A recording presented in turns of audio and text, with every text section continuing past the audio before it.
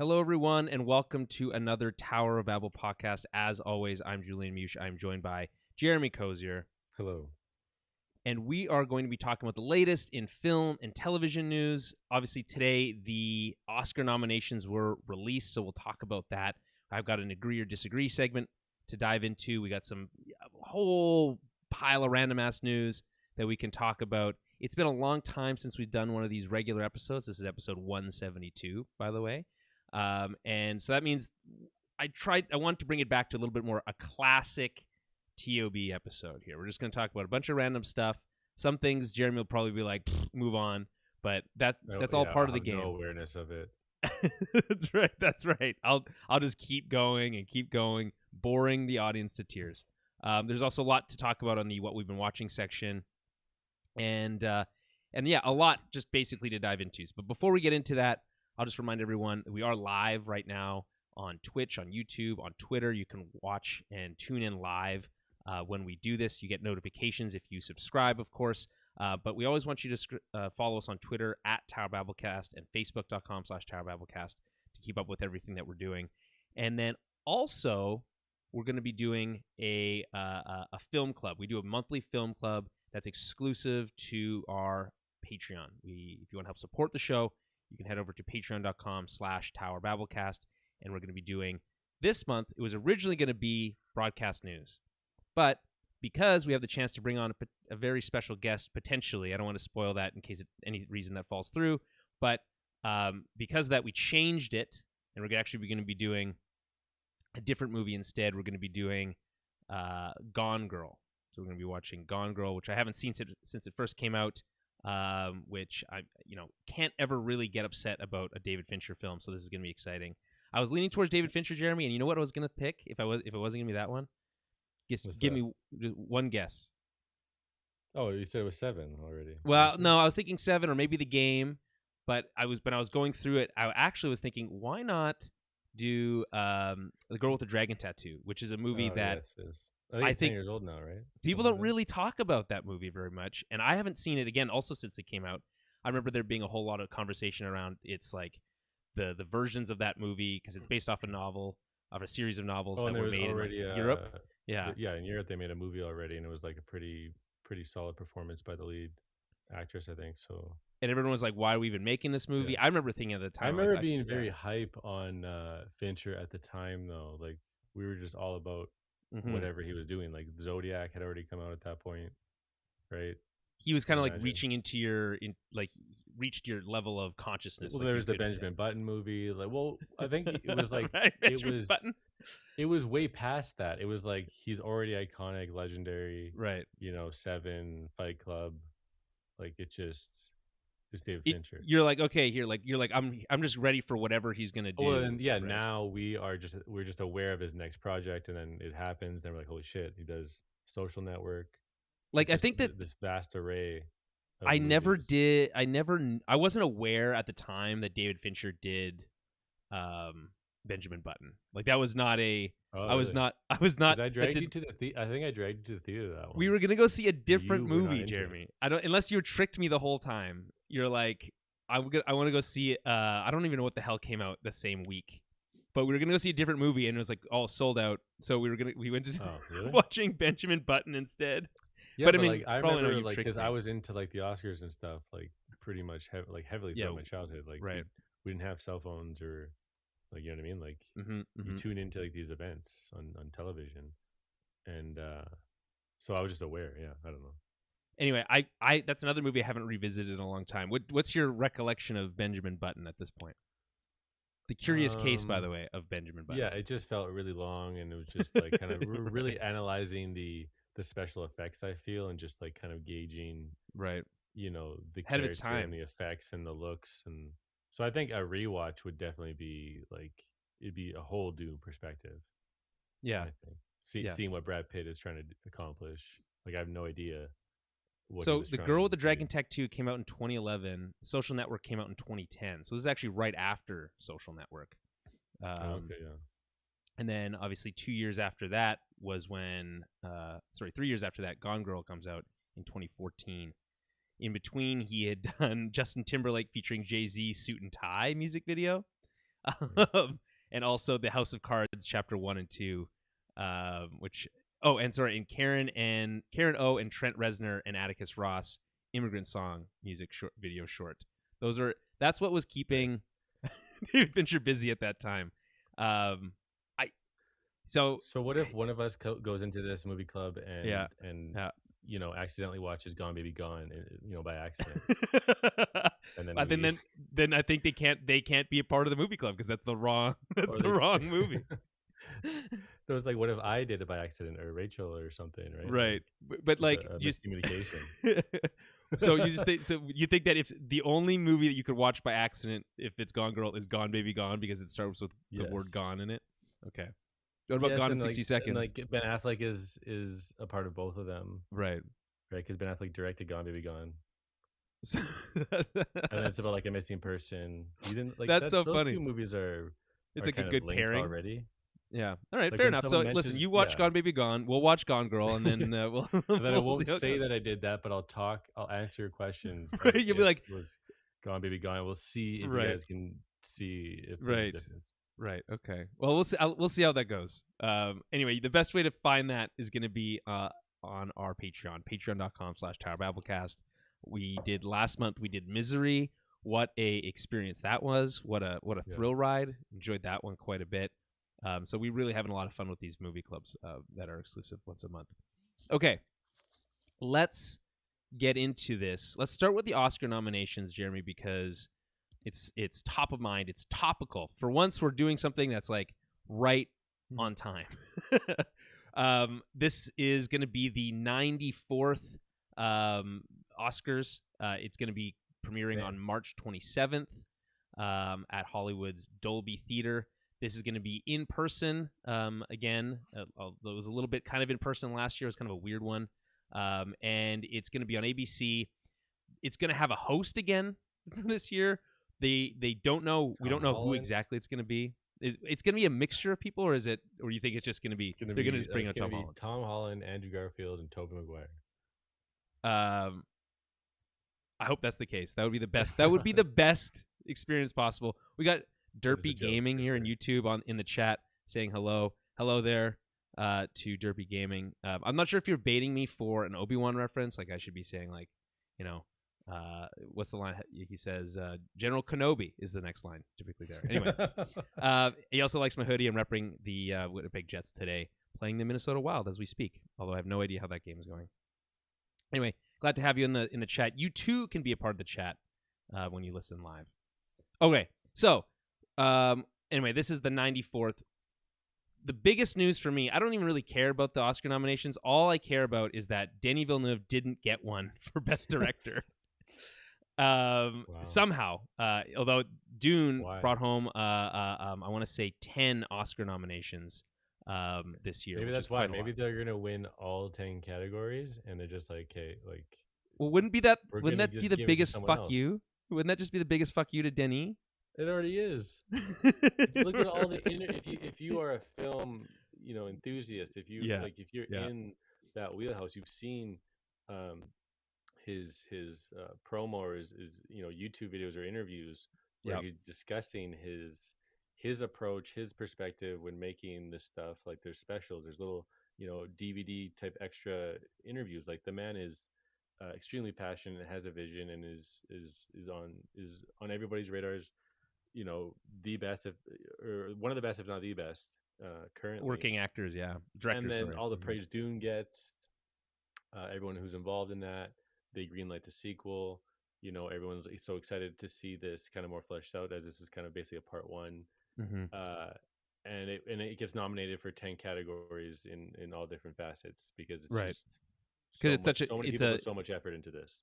Yeah, so I'm reading from this. He's at the top of the castle there, or the ship, the captain, and it just doesn't make any sense. It's like just throw it in there.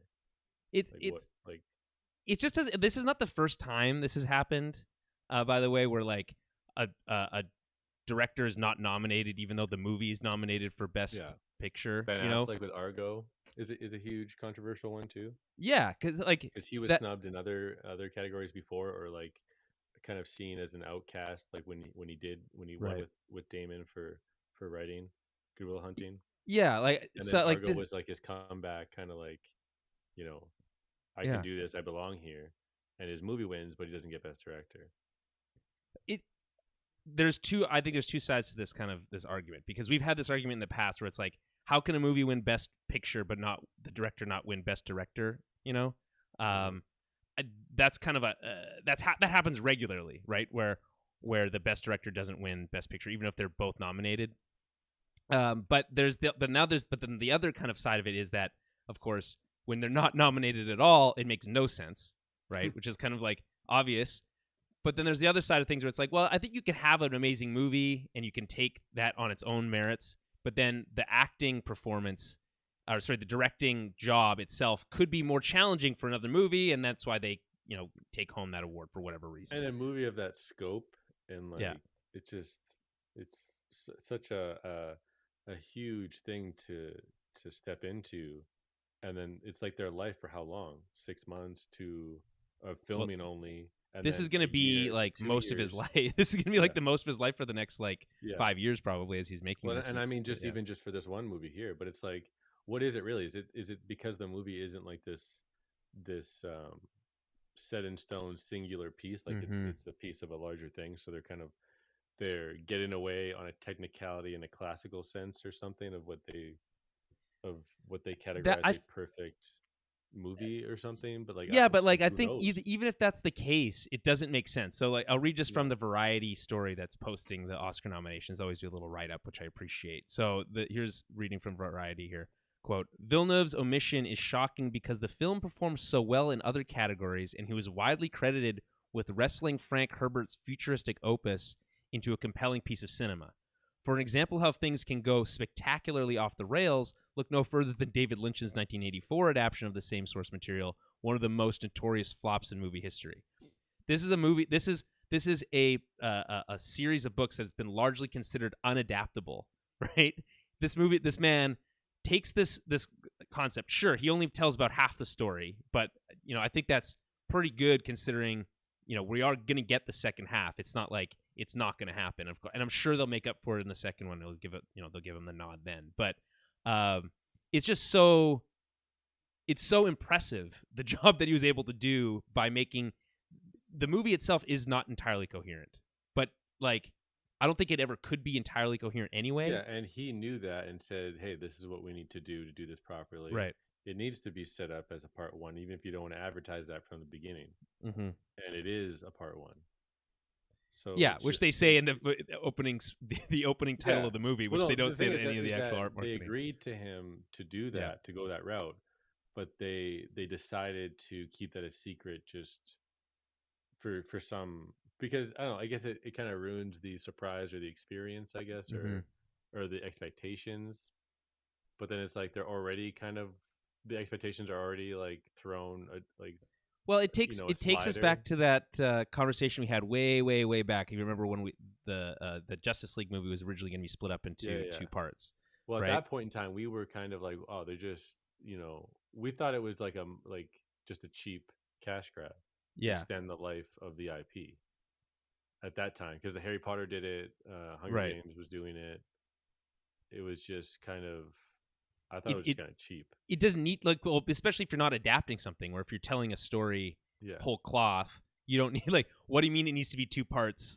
yeah. Just tell the movie But in then one. so You yeah, know? DC wanted to do it. That gets kiboshed, and then Marvel ends up doing it, but Yeah. just calls it just drops the part one and Right. part two. Yeah. But they're shot back to back. They're direct sequels. They have two different like tones or objectives, Yeah. but they belong in a trilogy, So trying that to and emulate that classic Star Wars trilogy yeah. from A New Hope to Well, Empire. they it wasn't a, it wasn't trilogy. It was a Well, at that duology, time, right? yeah. Like I mean, at the end of it all, the Yeah. how each movie is vastly different, but it's part one, part two, part three, no matter what. Which if in the Marvel version, what's the part three? Spider Man. Um, well, we don't. I guess it's just a part one and part two, which is what everyone was doing. Right. Because there was the trilogy idea had been played out. I feel like people were trying to do trilogies, forcing trilogies into series that didn't need them. Yet ended up with these movies that were not good. Well, with You Avengers, know. actually, sorry, the trilogy was already done. It was Avengers, then Right. Age of Ultron, and then the last one split into two. Right. Okay. Yes, and they're all very vastly different in tone. I suppose Yes. it's a little bit different because of the nature of the MCU being this kind of like continuous thing, which is a little bit different than what like obviously what Star Wars was doing at the time, or even what DC was doing at the time. And obviously coming back to Dune talking Dune here before we get into the actual noms themselves. It is long. It's still long. It's still an amazing experience. It sucks that it ends the way it does because it has to, but I don't really know if you have any other like there's any other option. So if he's being punished for that, I feel like that's not really fair. But hey, 10 other nominations including Best Picture is a pretty good spot to be, all things considered otherwise, you know? He did his job brilliantly. He Yeah. achieved everything the studio and everyone involved back in this project essentially wanted. Right, So, except for the box office success, but that was already sabotaged. By HBO it Max. was successful by its like parameters currently, Mm-hmm. and ended up being profitable in that sense, and like It was a successful as success. it could be, basically, Yeah, to considering the everything point where else they going said against it. we're gonna keep going. Yeah, which is thank God. Could you imagine if it Yeah. didn't get a second movie? That would be the No, that worst. sucks. It's That would be the shitty when you worst. have potential franchises like that. There's so many. Like Power Rangers was a big one that a lot of people. Just like the new Power Rangers, like the Yeah, like reboot. that newer one. Yeah, like I never really gave it a shot or watched it, so I don't know. But I I know think there's no. like I a think no one cult. did. I think that's the problem. Yeah, well, That's the problem. there's a mini, there's a vocal percentage who's Right. still The kind of people who are talking like, about yeah, the movie that movie rocks, or because it had fucks, as the kids say. a lot of actors in there like they like rose their stardom like pretty soon afterwards. Interesting. So they had It was some on good Netflix for a long actors. time. I had it on my list. I really wanted to see it. I was like, I'm gonna watch this movie, and for whatever, it just always got getting bumped for something else. You know. Yeah. Anywho, all right. So here's what the Best Picture nominations are. Okay, we have Belfast, Coda, Don't Look Up, Drive My Car, Dune, King Richard, Licorice Pizza, Nightmare Alley, The Power of the Dog, and West Side Story. So we talked about Dune already, but is anything else, Jeremy, off this list jump out to you? Or omissions, I guess. No, I think there's a lot. Yeah, I think you'll be more familiar with your omissions, but uh, West Side Story is one that I didn't see, but like that's one Yeah. that like this just kind of reminds me that I would prefer to see that in the theater sense. Yeah. Just with Spielberg being involved here and Same. like I getting really nominated wanted to again. go see it. I really did So plan on like I'm that's gonna go really watch, but I never did. unfortunate. Yeah. Yeah. So it Yeah. almost makes me not want to watch it at home. You know what I mean? Like I feel like yeah, I know exactly what you mean because it's like, really, are you getting the same experience? No, because like you can't listen. Like it's not going to be as loud. It's not going to be as big.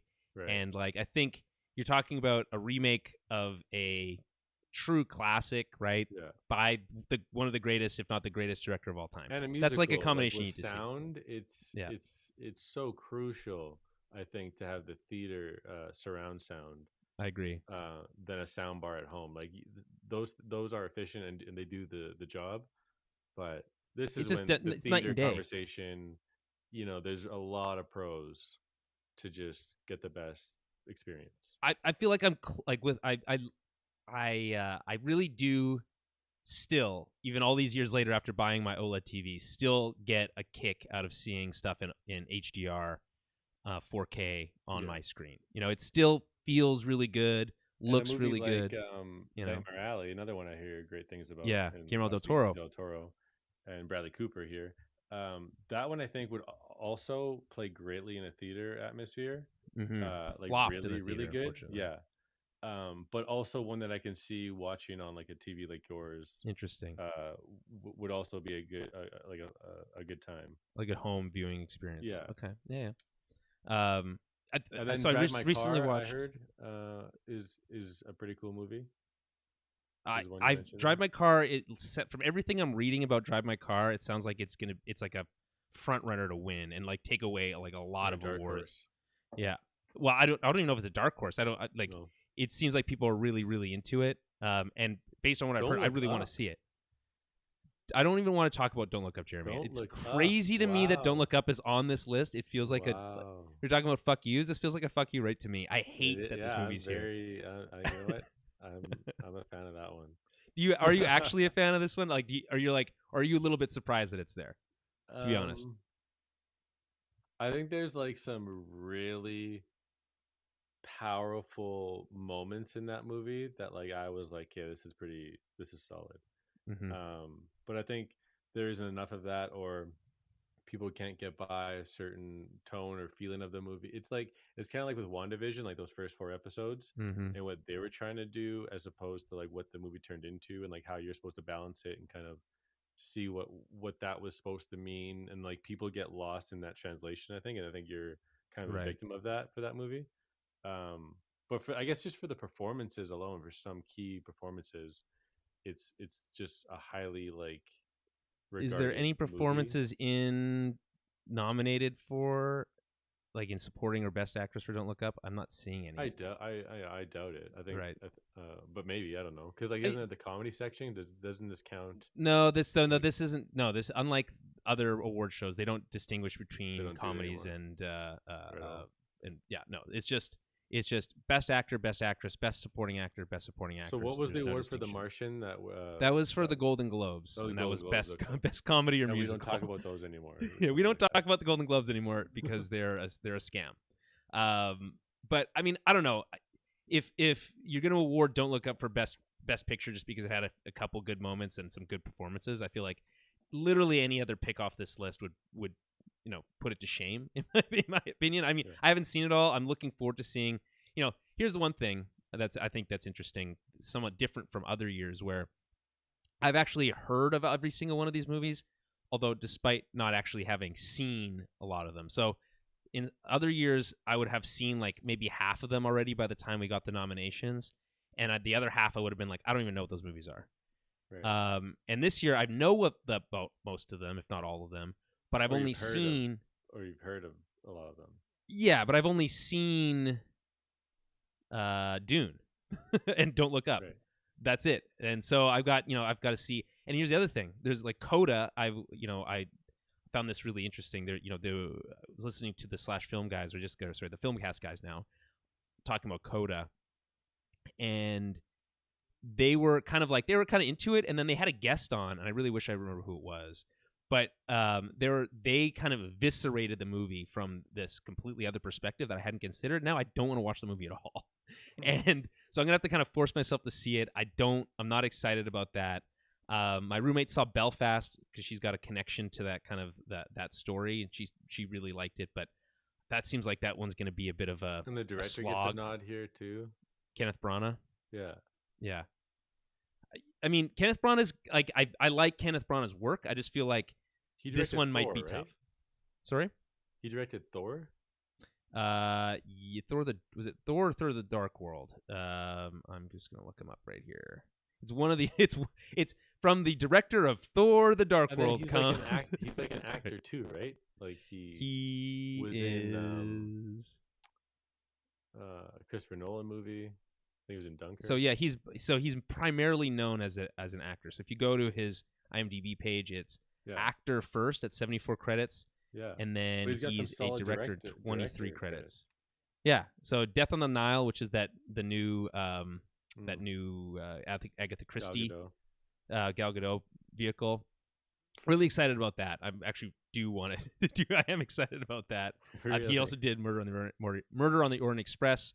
But he's also most recently done Artemis Fowl, which I don't think did very well. And then, of course, Belfast this year. But yeah, Thor, the original Thor, not the sequel. And Jack Ryan, Shadow Recruit, and Cinderella.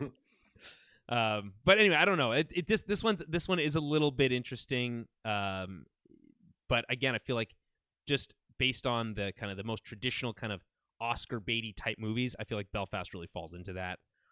I'm really stoked to see Drive My Car. Yeah. King Richard, another one where it's like, sure, Will Smith is in it, but it feels like I've seen this movie 1,000 times already, and I haven't even seen it yet. You know what I mean? Licorice Pizza, Paul Thomas Anderson. I feel like people rave about P.T. Anderson movies. I didn't connect as much with the last movie he did, with that one where he's like the dressmaker, Phantom Thread. But I'll give it a chance. It seems interesting enough. Nightmare Alley. This one is one I kind of comes out of. I feel like it just came out, so it kind of comes out of left field for me. And same with The Power of the Dog, and of course West Side Story we already talked about. So I don't know. It's gonna be a long. I guess we got just under 2 months to get these movies under the belt before our Oscar special. I don't know. Anything up here that you're really excited to see? No, but in terms of the Oscars, like Taryn was telling me, she really hopes Andrew Garfield wins, and I think like I haven't seen that For movie, Tick Tick Boom. But I've just been watching he's been on just like giant press tours. I thought you said you did watch Tick Tick Boom and you really liked it. I think no, I didn't say that. I thought, okay, sorry, maybe I'm misremembering. But like he's been on like these giant press tours for this movie and like kind of had to battle the whole Spider-Man. The Spider-Man thing the whole time, and like he just become this like everyone just adores him now. He's just so like kind and he just hypes everybody up and he just compliments everybody. He's just like so unbelievably positive and like just has these crazy emotional beats when he acts and like he's just becoming like this star. And I think it would just be awesome for him to kind of cap the year off with an Oscar. Yeah, I think that's fair. I'm not fully on board the Andrew Garfield hype train yet, but I'm in line to maybe buy a ticket. You should watch some of those roundtables that like Variety does, or right.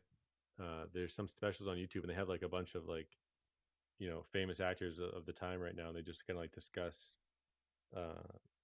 facets of acting and their methods and just it's pretty and Andrew Garfield has some like really detailed, incredible like perspective. He seems down to earth. He seems like a genuine person, which is like hard to tell when that's when that's kind of a put on or when it's not, but right.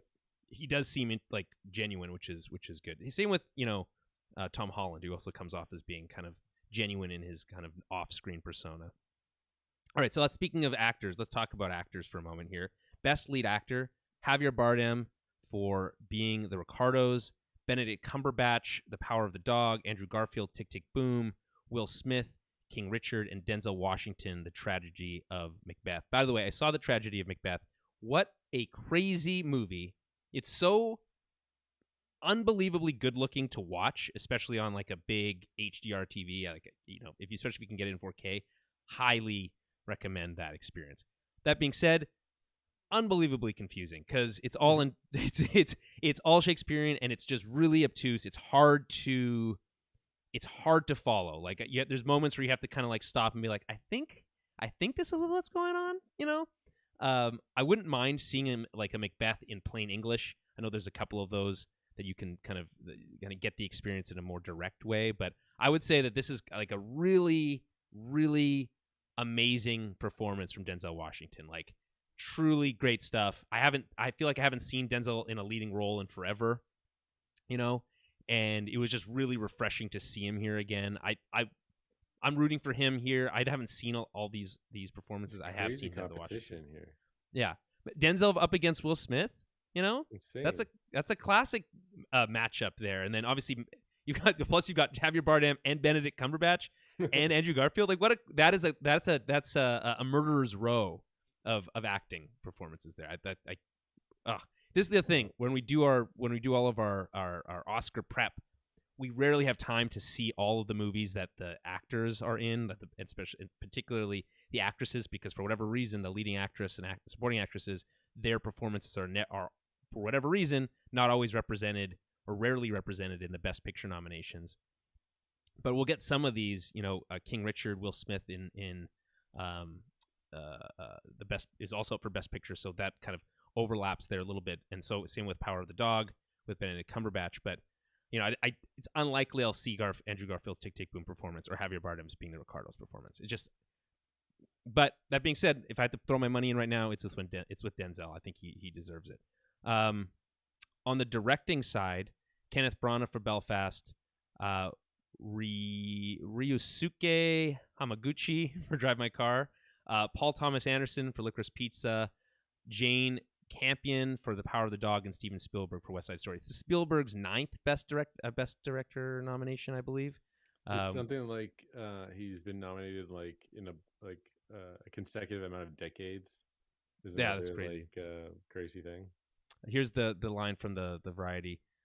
Spielberg, who earned his 8th nod, sorry, 8th, not 9th. Spielberg now ranks alongside Billy Wilder and behind Martin Scorsese's 9 nominations. And then William Wyler's 12 nominations in the category, which is, of course, like a whole different decade, whole different era of Hollywood that I'm not familiar with. Okay, anything out of here? Obviously, we already talked about the snub with Denis. Obviously, we talked about West Side Story a little bit here. That story, it just encompasses the whole thing. There's really he belongs really in the list. Nothing else to talk about, because if you talk about something else, you'd have to say, but why would this happen if that didn't happen? Right. Right. Like, I understand what you're saying. It doesn't make sense. Like, so I agree. Kenneth Branagh got nominated. The actor Denny? Kenneth Branagh. Are you sure he's not acting? He's like, is he not nominated in the wrong role? like maybe they made a mistake. Like they made to. I don't know. That's funny. Best leading actress: Jessica Chastain, The Eyes of Tammy Faye; Olivia Colman, The Lost Daughter; Penelope Cruz, Parallel Mothers; Nicole Kidman, Being the Ricardos; and Kristen Stewart for Spencer. I know people are losing their mind here a little bit. Lady Gaga didn't get a nod. People feel like that's a snub. I don't think I haven't seen that performance, but again, I wouldn't get that bent out of a shape when she's only been in 2 movies. She is not nominated both times. Okay, let's relax. Wait, did she win for? I don't think she won, but I think she was not. Was she not nominated for her role in song or something? Yeah, I mean, she was at the Oscars, and she had the opportunity to be there at all. I think, listen, she's a fine actress, but we're talking about people like Nicole Kidman and Olivia Colman and Jessica Chastain here. Like, it's a different class. And by the way, I think you can now include Kristen Stewart in that class because she apparently absolutely kills it in Spencer. So I don't know. So you're just Lady Gaga. You're saying she's just levels below. Hello? No, I don't know. Because again, I don't want to speak without having seen the performance. All I'm saying is that I know that people are upset that she didn't get the nomination. All I'm saying is, based on the names in front of me, there's only 5 spots. It's not entirely crazy to me that she didn't. She's probably maybe number 6 or 7 here. If we're being fair. Best supporting actor. Obviously, this is Jeremy. The best supporting actor is a classic, indicator, early sign of things to come, right? From performances from young studs like J.K. Simmons. So we have Ciarán Hinds for Belfast, Troy Kotsur for Coda, Jesse Plemons, The Power of the Dog, J.K. Simmons, Being the Ricardos. This is, by the way, there's now 3 performances from Being the Ricardos. We're getting a lot of clicks and pops from you here. Can you hear me? I can hear you. Okay, yep. We're good. Okay. You have to edit those out. I'll go right ahead and I'll get right on that. You'll have to make a mental note. Let me make a note. Let me make a note about that. I had to do that with your with some of the stuff that you the fuzzy stuff that was coming from your mic last episode. It wasn't fun. Yeah. So if you could avoid that in the future. That was a while ago. We had a couple movie clubs, I think. Yeah, it's been a while. Back to back with no. Right. So you're saying it's no like issues. It's kind of let's go here then. Like it's not. Yeah. Well, it is the cord that came with the headset that you chose to purchase. Right. So it is my fault ultimately. Yes. That's fair.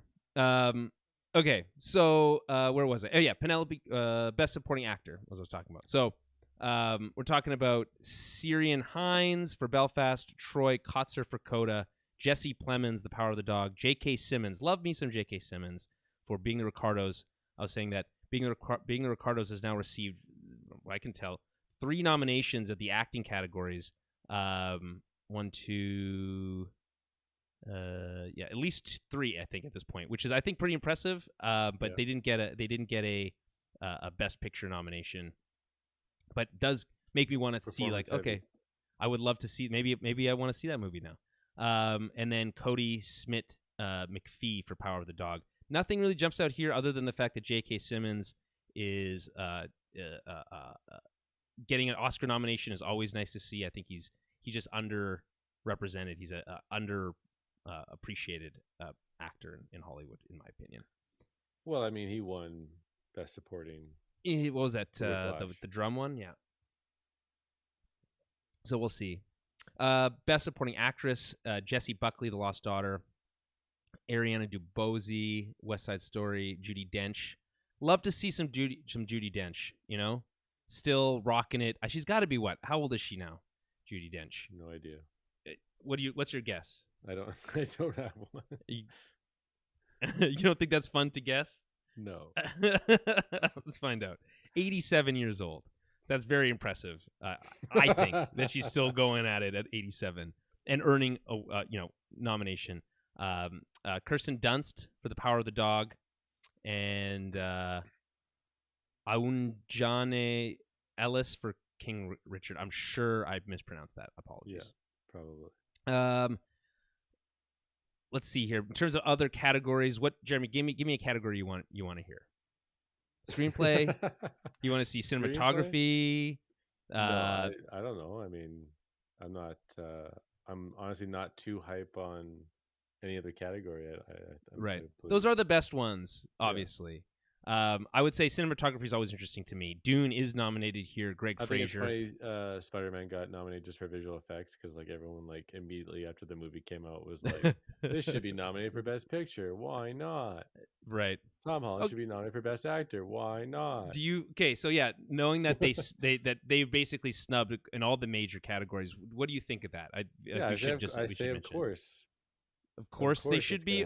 Of course that's gonna happen. If you were in charge of the Oscars, if you were selecting them, this isn't the Oscar for the most entertaining, ride. Sure. Fun, exciting adventure. Mm-hmm. Like that's what the movie is, and that's what we want it to be, and it's amazing for that. Yeah, but you could argue that means it's a really great movie, right? But when it gets stacked up to just these more honed in experiences that are just more artsy in that sense, or just more classical.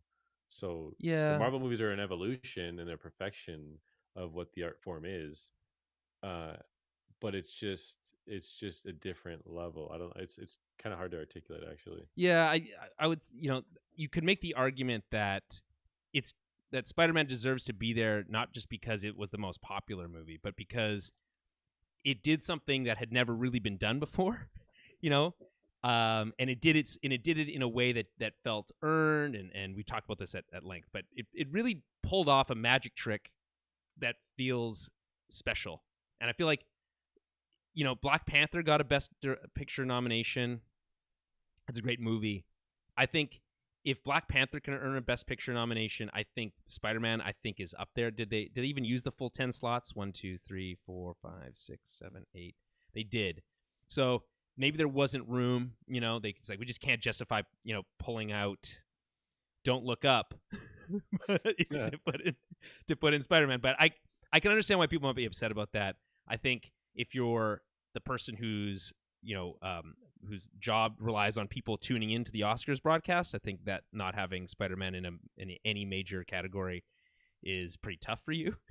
But unsurprising though, right? Like I don't think any of us are surprised. It's also it's a movie that we tune into the MCU broadcast, right? Essentially, it's more like a TV show. It's more like an installment. We're tuning in into this place in time that's this cohesive tapestry, and so it has that going for it, which is kind of keeps it at bay different from the Best Picture of the year and all these auteurs and their stories. But it's what it is at its grand scale. It is the top shelf. It is the best of the best. So okay, so here's why there's an argument. Yeah, I don't know. We'll probably be arguing this point for the rest of as long as the Oscars exist. I'm sure this will be an issue, unless it just becomes a popularity contest, in which case then the Oscars will Well, become yeah, less because it's like, relevant. what fight would you rather fight for Denis to be nominated for best director, or to back Spider-Man No Way Well, Home for Denis best picture? deserves because here's the thing. Like, I If you feel had to like choose one, Denis, not only is he not in the running at all, I feel like he deserves to win that that award, not even be nominated. So that's, if we're talking just like what's an argument you could actually win, well then that's the Denis. If it's like what could make the Oscars more relevant, well that's the Spider-Man conversation. Okay, so I'll read one more, maybe two more categories. Best cinematography. There's a snub here, in my opinion, because The Green Knight got 0 nominations, which I think is absolutely insane. But Yikes. if it was going to get at least one, I felt like cinematography should have been one of them, and it for whatever reason, or set design. Either way, it didn't get a nomination. But Dune did. Greg Fraser. Nightmare Alley did. Dan Lostson. Power of the Dog. Ari Wegner. The Tragedy of Macbeth. Bruno Del Banel. There's another one I think has a real strong chance. If it's not Dune, I think Tragedy of Macbeth could really take it. And then West Side Story, which I also understand has really amazing cinematography. Janis Kaminski.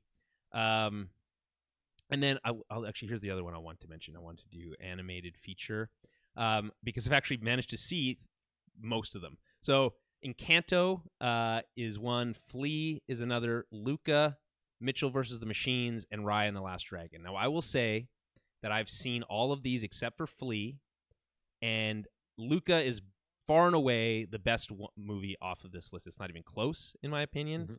Mm-hmm. Like it's not even fair. I don't think. Raya and the Last Dragon is also really, really, really good, but I think underrepresented. I think not a lot of people talk about that movie. Encanto, people are falling over themselves to like love the songs from this movie. I thought this movie was crappy. I thought it was like, not only was it was just fine, but the music I thought was like forgettable entirely. So, but for some reason, somehow the song from this movie is more popular than Frozen. So I don't know how that works. Whatever. Mitchell versus the Machines, a really cool, fun, different kind of movie from Sony, animated like this, because these are all otherwise basically Disney animation or Pixar, which is also Disney.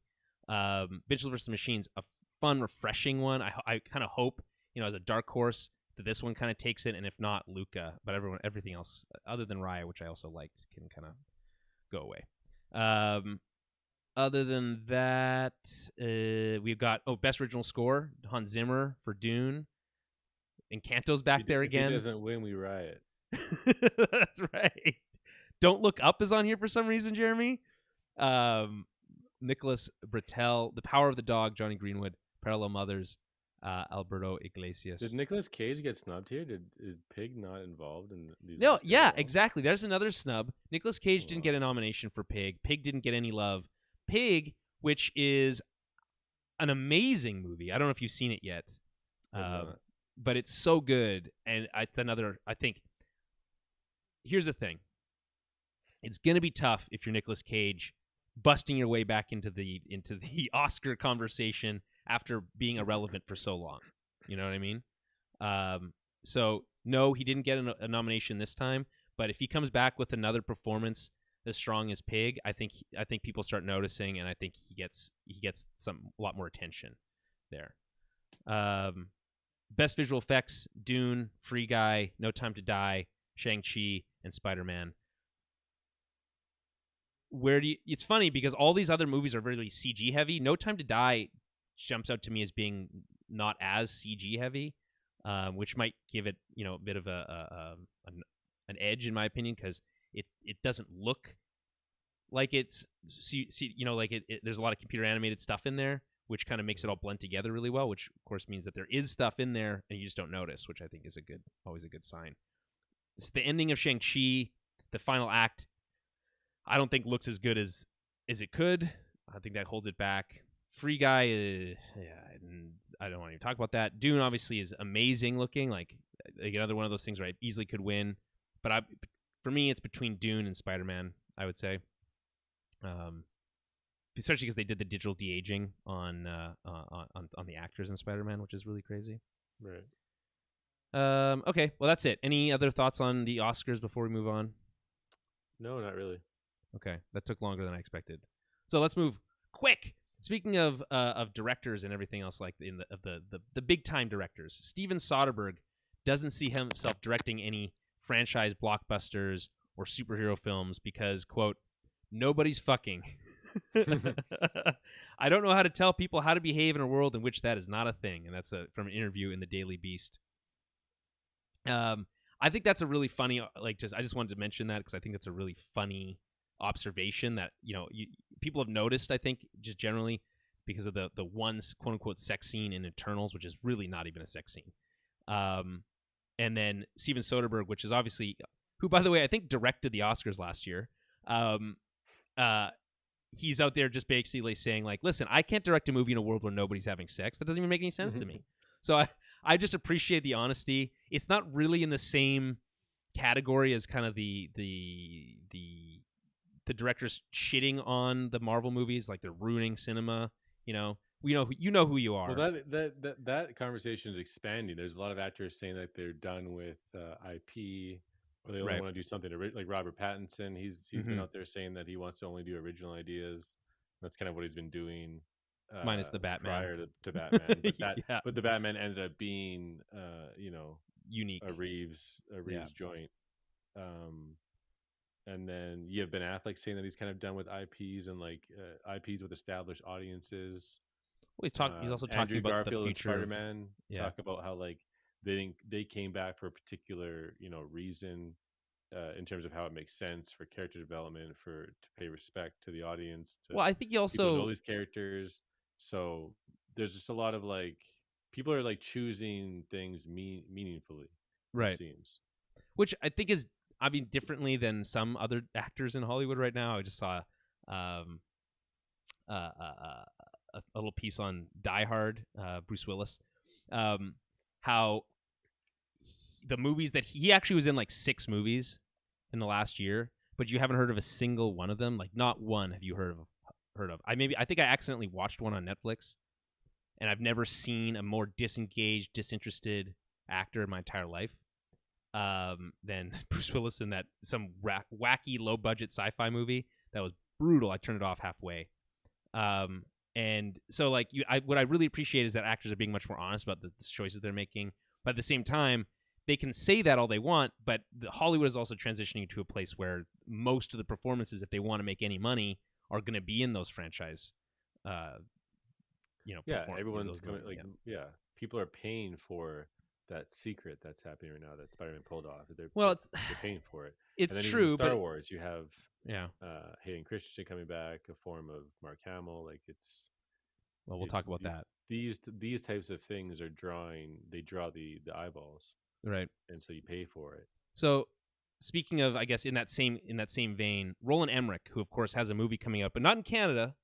They can come up with. There's no release here for some reason for Moonfall. That's this week.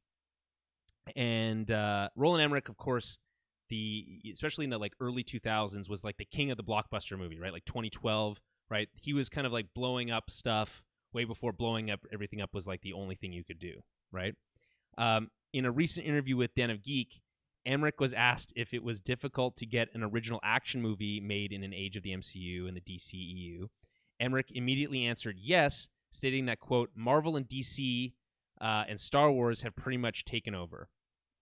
Because naturally, Marvel and DC Comics and Star Wars have pretty much taken over everything. It's ruining our industry a little bit because nobody does anything original anymore, unquote.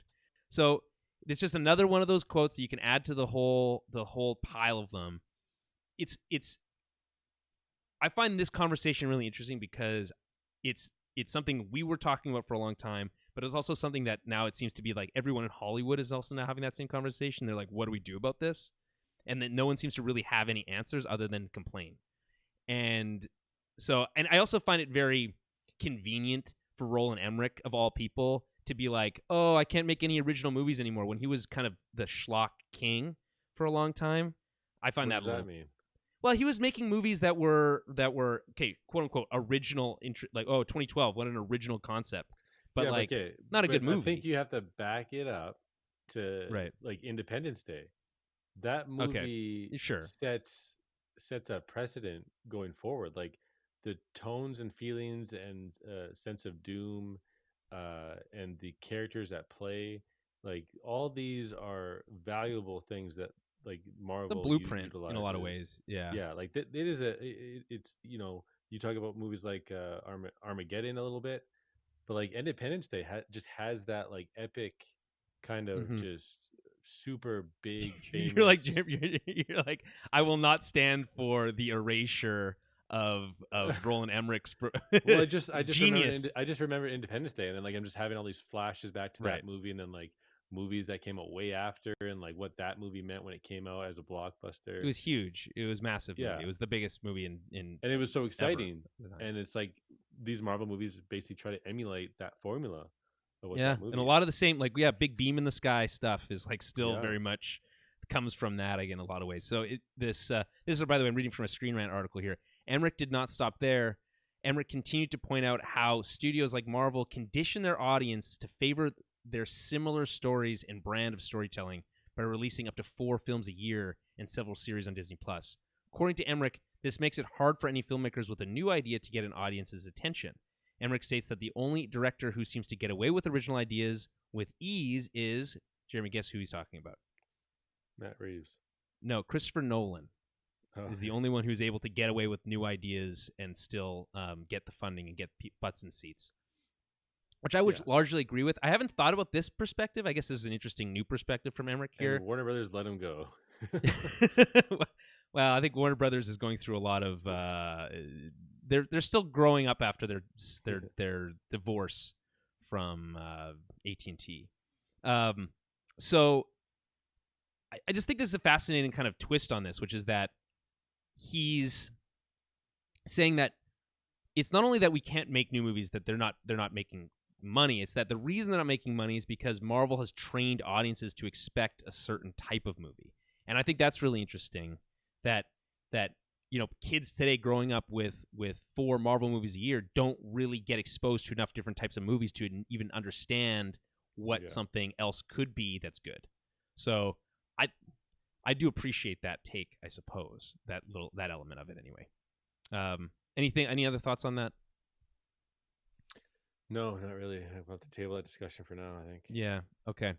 Um, Jurassic World Dominion is set to wrap up the quote unquote Jurassic World trilogy this year, but series producer Frank Marshall says that, quote, "We're not going to rest on our laurels.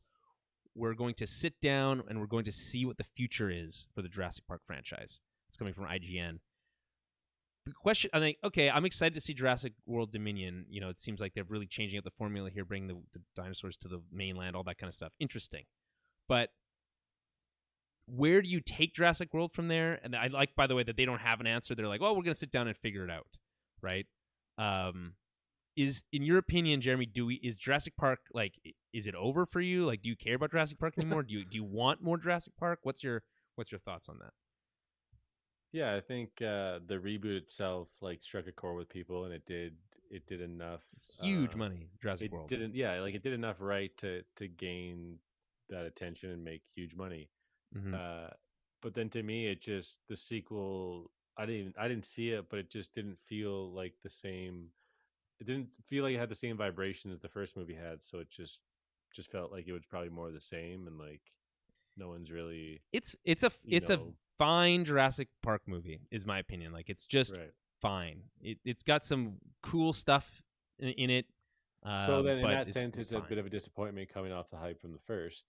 Yeah, it didn't So make as for much me, money this either. new one, it's like I have basically no expectations, and great, good for Chris Pratt, I guess. Like Well, getting I another would say huge this. I would payday. say Jurassic World, in some ways, although he was on the up and up when he was cast in Jurassic World the first time. I think it's been a contributor to his stagnation and maybe even step back in the public eye, because I think a lot of people, having after seen Jurassic World and then him, Chris Pratt, going on to do kind of more generic action movie stuff, have kind of been like, I think there's a backlash from audiences, and I'm even saying for myself a little bit too, where it's like, I don't know if I want this version of Chris Pratt all the time, you know?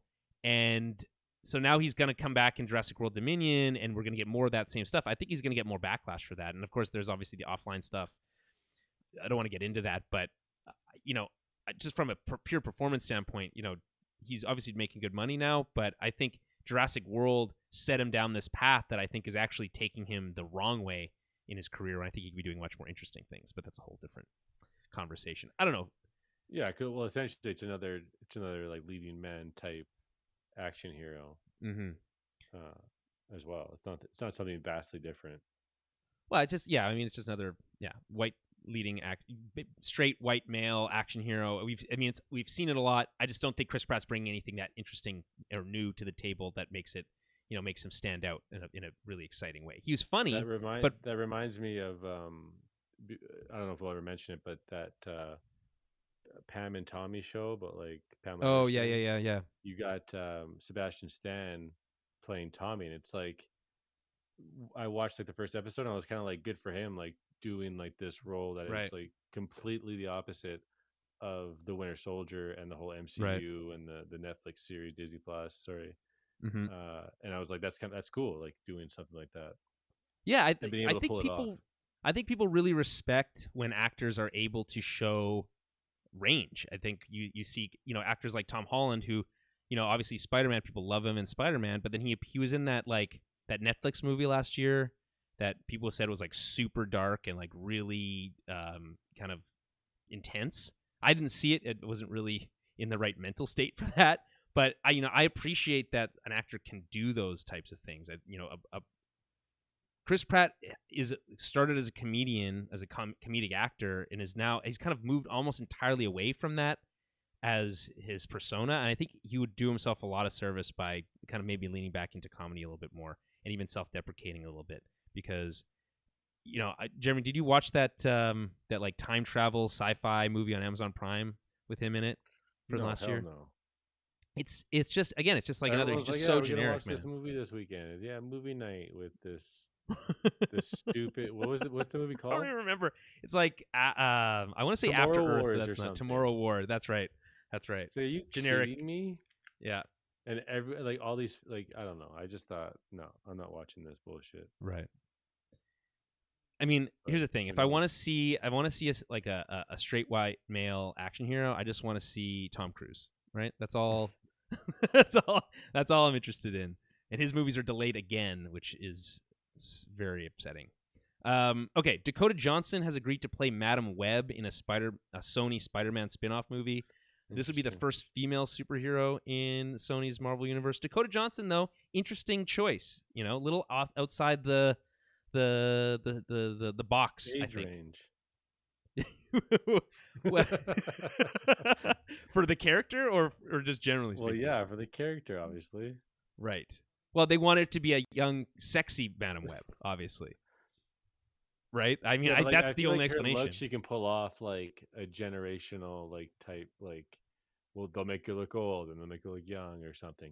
She'll be all over the place. Our knowledge of Madam Web is basically strictly from the Spider-Man. That's 100% correct. That is 100% and it was correct. like this. She would just appear out of nowhere on this chair, like this chair on this floating dimensional It's.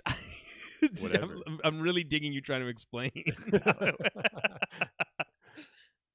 I want to say boom tube, but I guess you just call it a portal. I guess she just comes out of a portal and she's sitting in that chair and she's got those glasses on and she knows things that it's like she's like Yoda or something, Well, she's more like a guardian angel. It seems like, guiding. But you. So I think there was rumors about the Madam Web stuff at Sony. I think we mentioned them in past episodes. Yeah, we talked about it as if hey, we know they're gonna do it, and we were like, hey, that's exciting, that's cool. I don't remember what my take was, but I'm gonna hold judgment. We'll see, but it's essentially just another avenue for them to do multiple universe Spider-Man stories, right, in live action. So why not? Dakota Johnson's a good actress, so. The worst case scenario, we get another Venom type situation where we have a great actor doing an interesting performance in a terrible movie, which might be the same for Morbius for all we know, but I don't have that same hope. Anyway, it's just something to mention. I don't really I'm not familiar enough with the character to know what kind of story you could tell with her as the lead character in a movie. You know what I mean? Like, is it her origin story? Are we going to find out how she became Madam Web? I don't think I want to even know that. You don't think you want to know I don't that. want to. I mean, unless it's like, okay, I'm open to the idea that it could be interesting, but just the inherent. If you just someone said Madam Web origin story movie starring Dakota Johnson, that does not get me out of my seat to buy a ticket to the movie theater. You know what I'm saying? Yeah, I guess, yeah. The Rock, Dwayne The Rock Johnson, says he's agreed to start a new video game adaptation to film, but he won't reveal what it is. And then so the internet went like speculating, what could it be? What could it be? I think this is by the way, I think it's an odd move on The Rock's part to be like, I'm going to play in a video game movie. What do you think it's going to be? You know, I think it's a weird choice from The Rock. Anyway, fun enough, I suppose. What's the first movie or video game that comes to mind, Jeremy, that you would say, okay, well, The Rock would be? Everyone was saying God of War, which I thought was pretty funny. that is pretty funny. But like they would definitely take it seriously, and like it'd probably be pretty dope. Here's the thing. I would agree with you if they took it seriously. We talk about actors with range. And we talk about Uncharted. Right. And it's like potentiality of that. I think there's obviously amazing possibilities with some of these things. And the Uncharted we're going to talk about in a couple weeks. But the idea of The Rock doing Kratos seems silly to me because The Rock just plays The Rock in everything he does, right? Like, do you feel like The Rock is ready to be like go completely? I'm not saying method because that's not saying that that's the methodology he needs to use, but to completely go disappear into a role like Kratos. You know, I would love to see it. Let's put it that way. But I'm skeptical that he would take a role like that. He's gonna be The Rock playing X video game character as The Rock. That's what's gonna happen. I feel like, unfortunately. You know? Yeah, but that seems more likely. It's just like in a perfect world, like with all the right ingredients, like right. Yeah, because it's like you look at when he was a WWE superstar. It's like, and then he like Scorpion King, and that was like just trashed. It's like yeah, you have I like that movie. You have a lot of like similar elements that you could pick from those things in terms of like the scope of the project or the story, the setting or whatever. But like just done with the right creators in mind, and the writing again, like just always comes down to that, I think. And I'd agree with you. I think it'd be a dope movie. I agree with you. I'm still worried that his Black Adam is going to be just like The Rock as Black Adam, as The Rock. It's going to be a lot of shock value things that like. Right. And so like that stuff that concerns me, right? And obviously like he's been in a video game movie before. He was in Doom, so maybe it's a Doom reboot. Wouldn't that be funny or a fun idea? Take it completely different, a whole new direction. But then you could play The Rock in a much more traditional sense in a movie like that. I don't know. Anything else that comes to mind in terms of a movie that he would be interested in? Video game adaptation? No, not really. Yeah, Halo? it's just. We've got Panda Express in the chat here on Twitch saying that a couple stories mentioned he would be interesting in a Call of Duty movie. I guess so, but I would say Panda Express, name a character from a Call of Duty movie that's not named Soap or Roach, or I guess Ghost. Those are but they're all from the same game, so it's like I don't even know. That's the other thing. Like, what is a Call of Duty movie, which I'm sure we're gonna get at some point in the next 5 years? What is that movie even? Is it just a generic action war movie? You would hope it's more than that, I know there's a lot of talk about this, and I don't want to kind of like pile on necessarily, but I have been watching Peacemaker, and you have John Cena, obviously also of that same heritage of the wrestling world, doing like really, I think, interesting performance. Like it's a really amazing show. It's really cool. It's super funny. The action's awesome. But I don't think you'd expect to see someone like The Rock take on a role like that, even though they have a lot of similarities in terms of like, where they come from and their kind of their persona outside of acting. let's put it this way. I'd rather see John Cena pick up a movie, video game adaptation, and take it on from there, you know? Yeah. Yeah, right. And, Panda Express makes a good point here. Isn't that all he does? Generic action movies? Yeah, and that's true. But he also did interesting stuff. Remember, like, Jeremy, early on in his acting career, what's that movie where he was like a dirty cop or like a, I can't remember what that movie's called. He like breaks a taillight with a 2x4 or something like that. I don't remember. Walking Tall, I think. Maybe? Walking Tall. Yeah, like that. That's a good. There's an interesting performance. I don't know. I'm a little down on The Rock lately.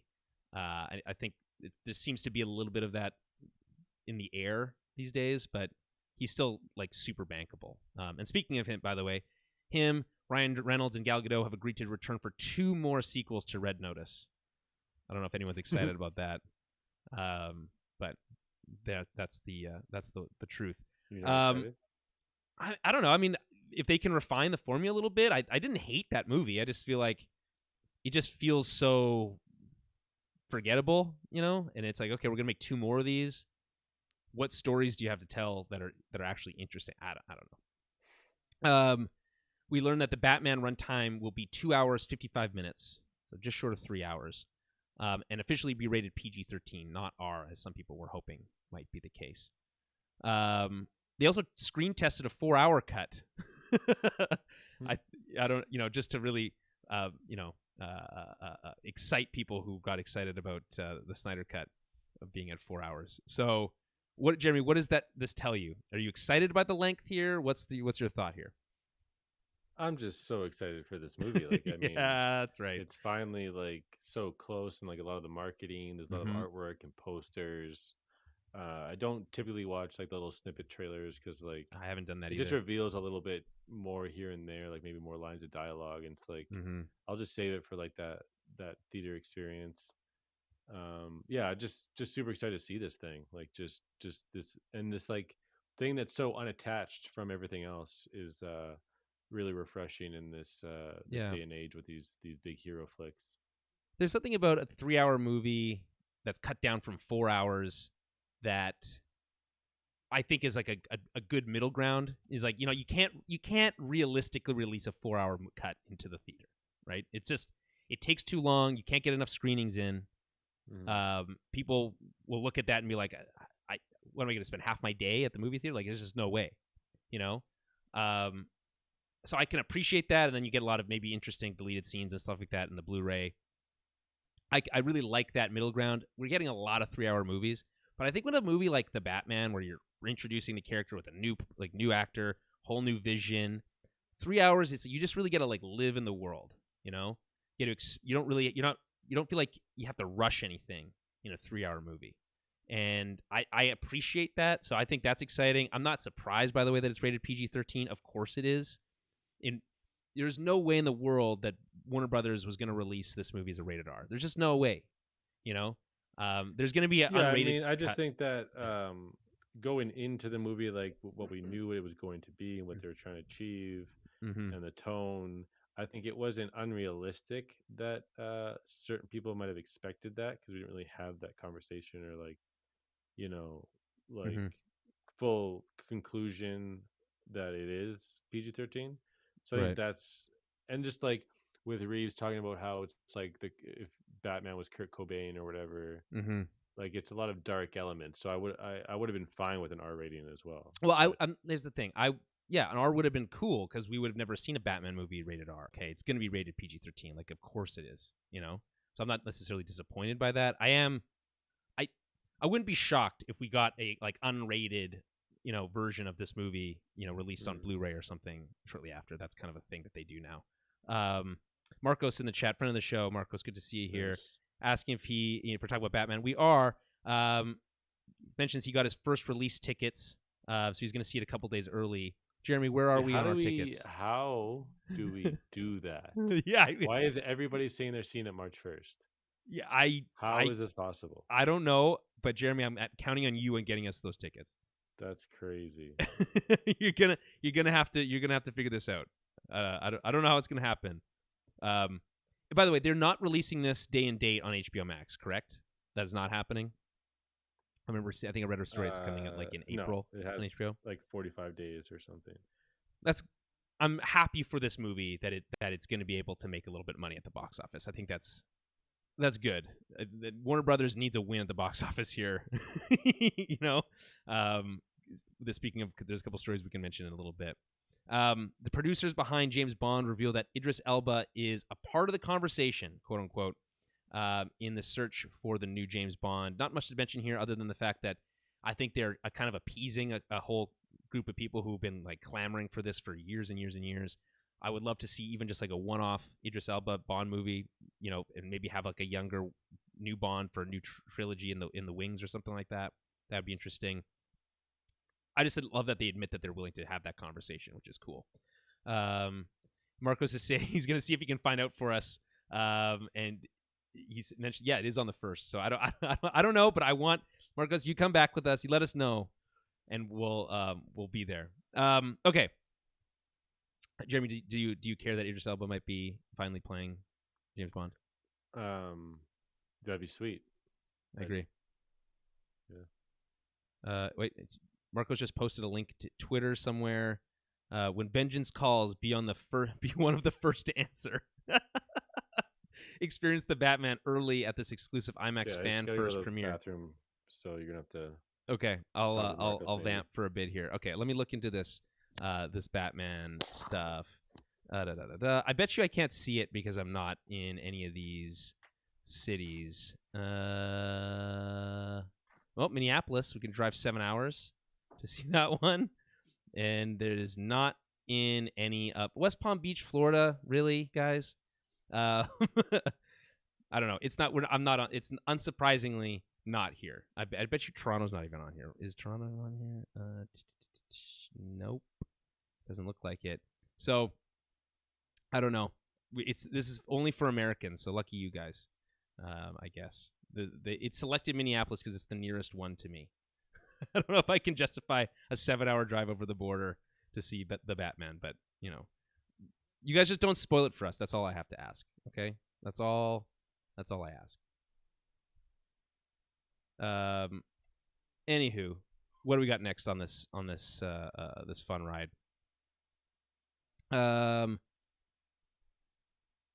I'll talk about Star Wars really quickly while Jeremy's away. Just super fast. Andor is reportedly getting a second season, which is set to be filming in fall of 2022. I find this really interesting because this is a show, I feel like, you talk about dark horses, this is a show that people are like, don't care about. It seems like. Outside the Star Wars like bubble, which I'm on and in a lot on Twitter and stuff like that, people on there, although obviously we're in the Book of Boba Fett, you know, hype train right now, not a lot of talk about Andor. It's coming this year. We got that teaser kind of behind the scenes look at it, and you know, it looks really cool, and they spent a lot of time building sets, but people were just like, I don't know, who knows if the show's gonna be any good. But obviously Lucasfilm cares enough to give it a second season, which is crazy because that means that from a timeline perspective that the first season doesn't automatically take us up to Rogue One, which I think a lot of people were speculating would be the case. So anyway, looking like it's going to get a second season set to begin filming this fall. I think that's really exciting. Obviously they think they have something that they like here. In the current world of what Star Wars is on TV, though, that could mean anything because apparently the Book of Boba Fett can be completely co-opted by another character 3/4 of the way through its own own series.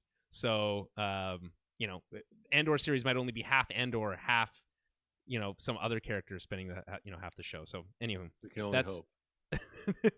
Why? We don't like Diego Luna? I'm just kidding. That's funny. That is funny. Okay, so Jeremy, now that you're back, I want to have this quick agree or disagree, and I'm going to lead it in with this brief news story, which is that Village Roadshow is suing Warner Brothers for allegedly sabotaging the box office performance of The Matrix Resurrections to prop up HBO Max subscribers. Okay, interesting twist to the whole Matrix Resurrections thing. Came and went with barely a whisper, I feel like, for The Matrix. Unfortunate, I think, because it's a pretty good movie. And there's been a lot of talk. I know a lot of people in the Hollywood sphere were not happy with Warner Brothers' decision to release day and date all their movies on HBO Max. We saw how it affected their performance at the box office. It was bad. And that was no different for The Matrix. Obviously this goes back to when Scarlett Johansson was suing Disney for basically the same reason, right? Very similar reasoning, right? She didn't get paid because there was no box office performance because Black Widow didn't premiere in the theater, right? So this comes back to this kind of tonal shift, this complete changing of the guard in Hollywood to the streaming world. But I don't know, Jeremy, do you have any thoughts on this before we go into the agree or disagree segment? On what exactly? This Village Roadshow suing Warner Brothers over box office performance. It's just wild. It's a wild thing to happen in the biz. How do you even prove that? I don't know how you prove that. And maybe there's internal documentation that they have access to that shows that Warner Brothers knew that this was going to affect box office by X amount, and that knew that this was going to be able to allow them to not have to pay out X amount of bonuses or whatever. That is crazy. Well, yeah, they just knew that it would benefit monetary gain through subscriber through HBO Max. It's all subscriber numbers now. That's all that matters. So they gained money through that because people were saying, "Oh yeah, we realized that strategy was a flop," but then like recently it came out that it wasn't. Like they're reporting numbers that like it worked out in like a certain way. That's because they can say whatever they want, right? Yeah, because true. in this world of streaming, they can just tell us, it was a success. Oh, well, based on what? Yeah. I don't know. I don't know. Yeah, it's like what analytics do you like take as truth? Right, and HBO Max is still way behind in terms of subscriber numbers, and even despite their day and date release strategy, they barely had a bump. Like they didn't bring on a lot of new subscribers. And because the way of that they describe is like their percentages in terms of those things are like beyond their expectations. Right. So they have their numbers that are successful to them. Right. It's all spin though, right? And so that's, I know, unfortunate. So, but in that, keep that in mind. Okay. So brief agree or disagree. Agree or disagree. Bow, bow, down. No, we don't do that. Jeremy, I told you we're workshopping. Oh, because of the bass line. Okay, so George Clooney, obviously always an exciting start when you start with George Clooney. George Clooney says that for his next film with Brad Pitt and director John Watts, great combination, obviously, they told Apple TV Plus that they would take. Four? yeah, that's right. George Clooney and Brad Pitt are starring in Fantastic Four, coming exclusively to Apple TV Plus. You said John Watts, didn't you? Yeah, John Watts. Yeah, that's correct. I thought his next project was Fantastic Four. Okay, well, I don't know. I don't know if that's true, and this is maybe after his next project. But they told George Clooney, Brad Pitt, and John Watts told Apple TV Plus that they would take less money if they could guarantee a theatrical release for their film. And this is coming from Deadline. Okay. This, meanwhile, according to the theater experience. Yes. Well, according to a new report, Black Widow was pirated 20 million times last summer due to its Disney Plus release, which is obviously like a wacko number because no one really knows what the fuck that they're talking about when they're talking about that. And streamers are now spending upwards of combined $100 billion on content last year, which is insane. So obviously the kind of the agree or disagree question is kind of obscured here, but let me just kind of pose it to you. Do you agree with George Clooney? Period. No, do you agree with George Clooney? What did he say? Do you agree with George Clooney's decision to push for a theatrical release if that means it, even if it means they take less money? Obviously, to us, the amount of money that they're negotiating is meaningless because we have no concept of that amount of money. But is that the right call? Should more actors be doing that, or do you think that it's a lost cause? It doesn't matter at this point. I think you just commend it. I guess. I mean, they're just backing that experience and trying to make sure that movies like the one they're making are going to be in theaters for people who like movies like that. Right. Which is that option for people. Well, do you think it's not just that it's an option, or do you think that they value that experience and they want more people to have that experience? And if you don't even sorry, it's not. There isn't even an option. It's just it's in right. that's the only option. Is it's here. Well, yeah, it's like if the streamers had their way, they wouldn't release them in theaters at all because they lose too much money to the distributors and that whole network of that's the been window established is like over the years. shrinking or whatever. There's Right. I think Vox did a video of that. Where Like they talk about the history of Hollywood and cinemas. It's crazy, and there's a lot of talk. Ben Affleck was talking about what the future of film in theatrical film making is. Oh yeah. It's crazy. We're in a world where the theater is in jeopardy, I think. So George Clooney, Brad Pitt, and John Watts are saying no. We're not going to take part. Although we're gonna have our cake and eat it too. We're gonna have we're gonna make a movie for Apple TV Plus, but it better have a theatrical release. I don't know if that's the solution necessarily, but I appreciate them trying, I suppose, right? Yeah, it's a starting point. This idea, though, I do bristle a little bit at this idea that, like, oh, we'll take less money if you can guarantee a theatrical release. Because I feel like that's kind of like it feels a little bit like a ploy. Like, what do you mean you'll take less money? Like, less, how much less, right? Like, are we talking about, like, a significant amount of money here? Are you talking about, oh, well, really what you're saying is negotiating your deal so that you're getting more bonuses based on box office performance? Is that really what they're doing? I don't know. I feel like George Clooney and Brad Pitt have enough money, and they don't necessarily need it. So maybe they are really just being altruistic here. But I'm a little cynical, I think, in terms of like how much does pushing Apple TV Plus to guarantee a theatrical release really matter in the grand scheme of things here? It's a good story, I guess. Yeah, it just feels like, oh, that's nice. It's one of those things where it's like, I mentioned this all along with, Village Roadshow suing Warner Brothers, Black Widow being pirated 20 million times, the amount of money that streamers are spending, right? They need to justify that money, right?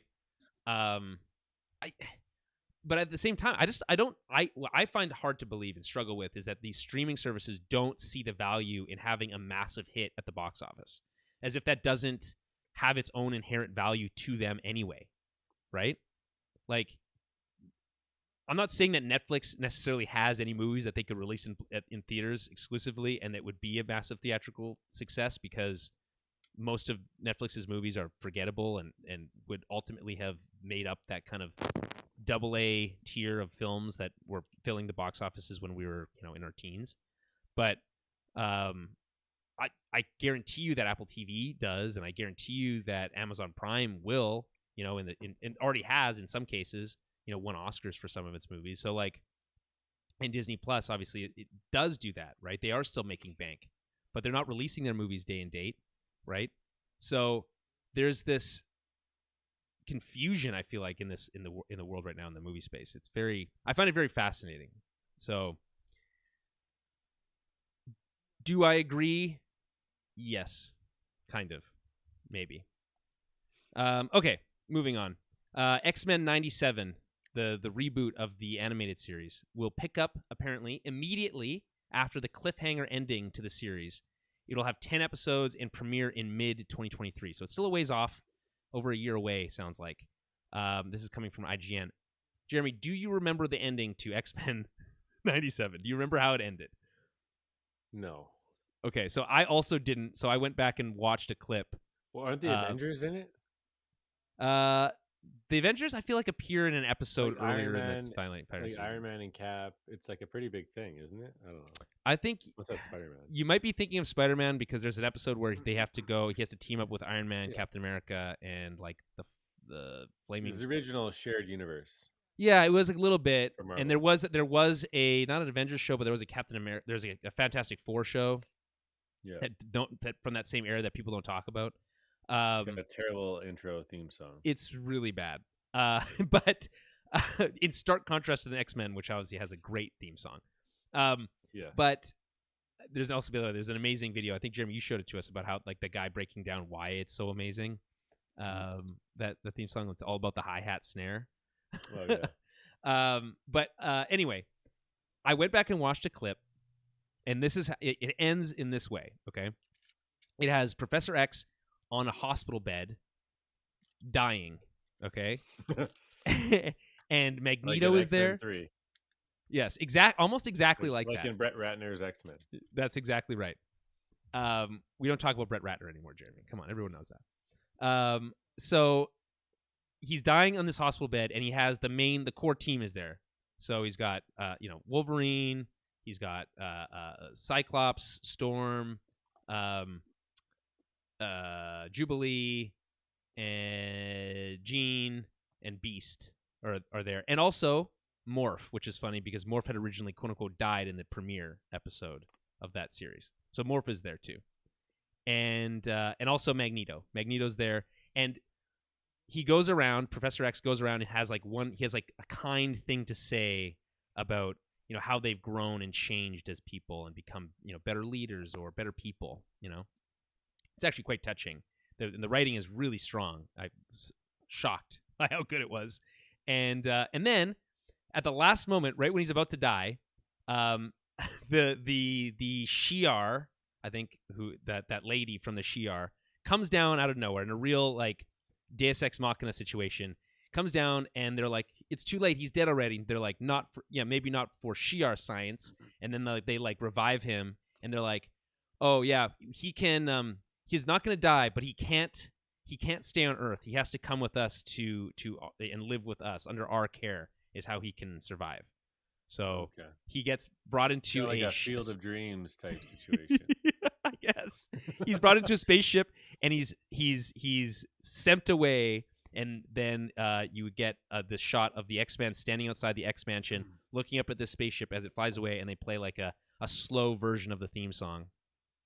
And then it cuts to black, and it's over. And so that's the quote unquote cliffhanger that they left it on, which I don't think would be considered a cliffhanger. They killed Professor X, but they just didn't. They couldn't kill him, so they sent him off to space. That's a pretty clean ending, in my opinion, to a series. So they're saying it's going to pick up right after that. They're like, oh, okay, well he's dead now. Who's in charge? He goes for a reason, and then he'll probably come back. Yeah, I guess. Also, by the way, the original voice actor for Wolverine is confirmed to have returned for this because there's a picture of him in the recording booth. Yeah, so that's really cool because that voice is so iconic in my opinion. Yeah. Oh, also forgot to mention, who else was there? Who's the guy who can throw cards again? Gambit. Gambit is also there. Gambit's also there. So there you go. Oh, and Rogue. Rogue is also. I feel like I didn't mention Rogue. The line that they said, we're such huge X-Men fans. You can't forget Rogue. They mentioned Rogue, and Professor X is like, Rogue can't touch anyone, but look around the room. You've touched us all. So you take what I thought it was quite good. It was very touching, but anywho, I just think it's interesting. What sounds like to me, this new series is going to be about the X-Men, the core team, without the leadership of Professor X to guide them, which I think is fascinating. There's probably going to be a lot of back and forth between Wolverine and Cyclops. Yeah, like we haven't seen that before. Eh? well, they're probably, but that's probably going to be right. There's going to be who's going to be quote unquote in charge, right? Yeah. And also, when they leave, off there, Magneto's there. So maybe Magneto feels like he needs to fall into that role, and maybe he's kind of like turns over a new leaf. I think there's some interesting possibilities based on that. I don't know. Does this excite you, finding out this little bit of detail? Like the multiple details there, like the voice actor and stuff. Yeah, those are sweet. But for some reason, I just keep thinking about the first two movies, like, and just the whole feeling I had around that show, and with Patrick Stewart and Hugh Jackman, and it's just so epic. We were just like the perfect age, or I was like the perfect age. Yeah, you had that. Do you have the X-Jet, Jeremy? I do. I still do. It's the coolest toy. It's like it's up there with like a Millennium Falcon, in my opinion. Like if you had the X-Jet, like that's the coolest shit. So I never got any. I had like G.I. Joe style toys. I didn't have like X-Men as much. I'm sure I had a Wolverine, but I don't know. It's hard to say. Okay. Moving on here. Got to keep the pace up. The Lord of the Rings series on Amazon Prime now has an official name. Okay, it's called Lord of the Rings: The Rings of Power. Okay. Damn. Really cool name, I think. It has a teaser trailer coming during the Super Bowl. So if you guys are watching the Super Bowl, like I know you all are, stay tuned for that teaser trailer of Lord of the Rings: Rings of Power. Jeremy, is there any movie trailer that premiered at the Super Bowl that you were like super stoked for?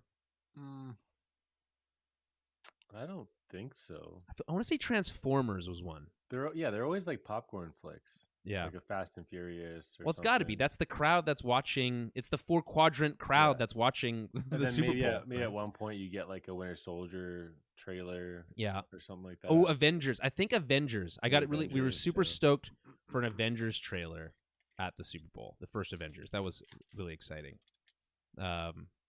Jim, I think at some point in our in our life on this podcast, we need to go back and do a retrospective on the first Transformers movie and how stoked we were for that movie. I have never been more excited about it. I've been going through a lot of my collections and stuff, and I have like a little Crown Royal like purple satchel, like the little full bag, of those little toys. Yeah, full of those little Transformers that we were kind of like hunting down at like random. They were really cool. They're like, it was kind of like an amiibo pre-amiibo, right? They had like the little pedestal, and they were if it was an Autobot, it stood on a little Autobot emblem. If it was a what are they called? Not Predacons, Decepticons.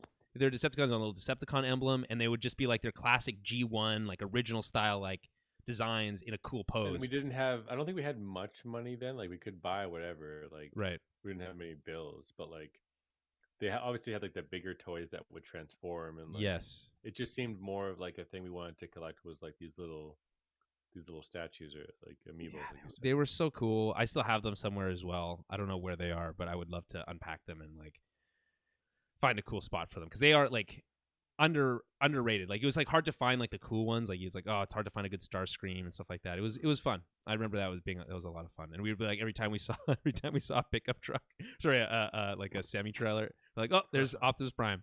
Okay, so the other thing about Lord of the Rings, back on that, which obviously is exciting, we got a bunch of poster reveals. So they did, after revealing the title, they released all in the same day, but not all at the same time, like throughout the day. It was like last week.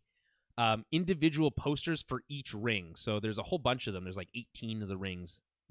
I don't remember how many exactly. I'm sure I'm wrong. Dan told me recently. But there's a whole bunch, and they revealed all the poster is a hand with a ring on, right? Whatever the ring of power, whichever ring of power it was. Not every poster has a ring though. I think it does. In some, I'm pretty sure each of them does, because I'm pretty sure that's the whole idea, that they're all showing off the the titular rings of power. And it's like, if it's an elf, it's like, okay, there's like a really cool sword. If it's a dwarf, they're holding a hammer, stuff like that. Ultimately, all I cared about out of that, which is I think a cool idea for posters anyway, is that we get an idea of what the set design and the kind of the design of the show is really going to be. We kind of got a little sense of that, but it's really, really, it seems like it's leaning into and borrowing heavily from the film style of Lord of the Rings that we got. Like that, the elvish stuff has the same elvish look to it that we saw out of the movies, right? It has that same similar color palette.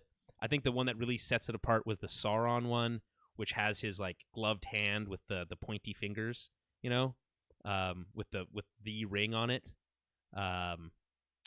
Looks exactly like it's out of the movie. So there's some confusion, I think, sometimes with Lord of the Rings. It's like we're used to seeing it in that style. I think now it's like we're kind of ingrained. It's ingrained in our brain that that's the style that we're used to for Lord of the Rings. But it's not necessarily the case. That's just the one that came about in 2000. You know? Yeah, but I think we're at a point in time where we're looking back at this trilogy and like essentially it's a holy trilogy. It's like they did it. Yeah, it will stand the test of time. It's just an incredible achievement on all levels during that time of filmmaking, because it wasn't like now what they were doing effects, or even 10 years ago special effects. Yeah. So and filming all three at the same time and all that kind of, like it was way ahead of its time. Yeah. Yeah. So I think it's just revered now. Like I just think it's like a standard to uphold, or a benchmark to. Well, it's like it's blasphemous almost to not use that like art design. Yes. But it is ultimately owned by, in some cases, I think some of that art design is owned by, is it Warner Brothers that had Lord of the Rings that released the no. who? Warner Brothers had Harry Potter. Oh yeah. Who released Lord of the Rings? Anyway, whatever film studio was that created New Lord of the Line or Rings, something? um, it was it Paramount? I really don't remember. Um, they owned that style. In fact, so much so that when that new Golem video game, Jeremy, was in development, they had to say specifically this is based on the books, Yeah. not the movies, right? Even though But again their even art then, design is it's just heavily influenced, yeah, right? you're gonna influence no matter what. Yeah, It's just in your psyche, basically. yeah. I don't know if that was and the same thing I think with those Lord of the Rings Mordor games, right? Like that visual style is just ingrained in what we expect for Lord of the Rings. I'm sure they had this conversation at Amazon, but I'm just glad to see that they're really carrying forward that style. I think that's exciting, and we're going to see really a lot more of it at the Super Bowl. So that's even more exciting. It's really feeling like he's coming into. We're really close. I am actually getting a little stoked for it now in a much more like visceral way. Sorry? For Lord of the Rings, like the actual series. Oh, I'm like, oh, this might actually be as awesome as it could be. You know, I don't want to get too excited. Like the title sequence was very like Game of Thrones esque. Mm-hmm. That they like released like a teaser, but then it was like announced that like it wasn't CG. It was all like miniatures and like That's crazy. things made. I don't know if you saw that video. It's pretty cool. I haven't seen it yet. No. But I'm also reminded of oh wait, no, it just slipped my head. Another like show in that vein, or a movie in that vein. Is that you're thinking of? I think I was, but it's escaped but it's me. gone. It's gone. Do you just take a hit or something? You just take a hit of the bong, or? And then lastly, before we get into a couple other stories here, The Boys returns to Amazon Prime on June 3rd. Its first 3 episodes. Still a big fan of Amazon's move to release this blended model of a big drop of a bunch of episodes early and then the week to week. I think that's fucking genius, and it's surprising to me that no one else has really borrowed that same model. Okay, Star Wars. We mentioned Andor already. This is what I really want to kind of dive into here, Jeremy. The Book of Boba Fett. And spoilers for the Book of Boba Fett. If you're not caught up, skip forward because this have no regret in skipping episodes. No, I'm not saying that. Skip forward in the podcast because I mean, that being said, I think if you're this far ahead, I think you know what we're about to talk about. But if you're not watching it and you want it, if you don't want to remain unspoiled, which I think you should, because it's pretty crazy stuff that happens in the last 2 episodes, skip forward in the podcast. Okay, so are you gone? Okay. We saw the return of Luke Skywalker to the screen in the penultimate episode of Book of Boba Fett Season 1, right? Last week. We've already seen it. Luke looked a lot better, right? This time face looked much more realistic. It looks like they are finally utilizing a sort of deep fake kind of Photoshop technology. Yeah, they hired a guy off of YouTube. Yeah, like it's exactly because there's videos where it's seamless because they're able to get all these high quality pictures of every angle from existing media and then use AI to fill in gaps here and there. But like you generally have a 3D mapping of all different angles and lightings of Mark Hamill's younger looking face. And then you superimpose that onto a live action actor and do some handiwork with some lighting to kind of blend in the face. So way better here, more true to Mark Hamill. 100%. It feels like it's a cutout of like the 70s movies. I was like just Jeremy, on here blown away by how good it looked. Because I think we were both kind of like, yeah, he looks pretty stupid in the Mandalorian season 2 finale, right? It was just it was just like almost to the finish line, and then we can't break that ribbon because you botched it. And it's like, I'm fine with them going back, by the way, if they wanted to go back and fix that scene with this new technology. Like, let's just fix Mark that. Hamill's face. Yeah, because he pulls over that hood, and you're like, is that Mark Hamill? Like, I don't know. You just see like pointy lips and like just like it's golden eye-ish. Yeah, it's not a great whole golden eye.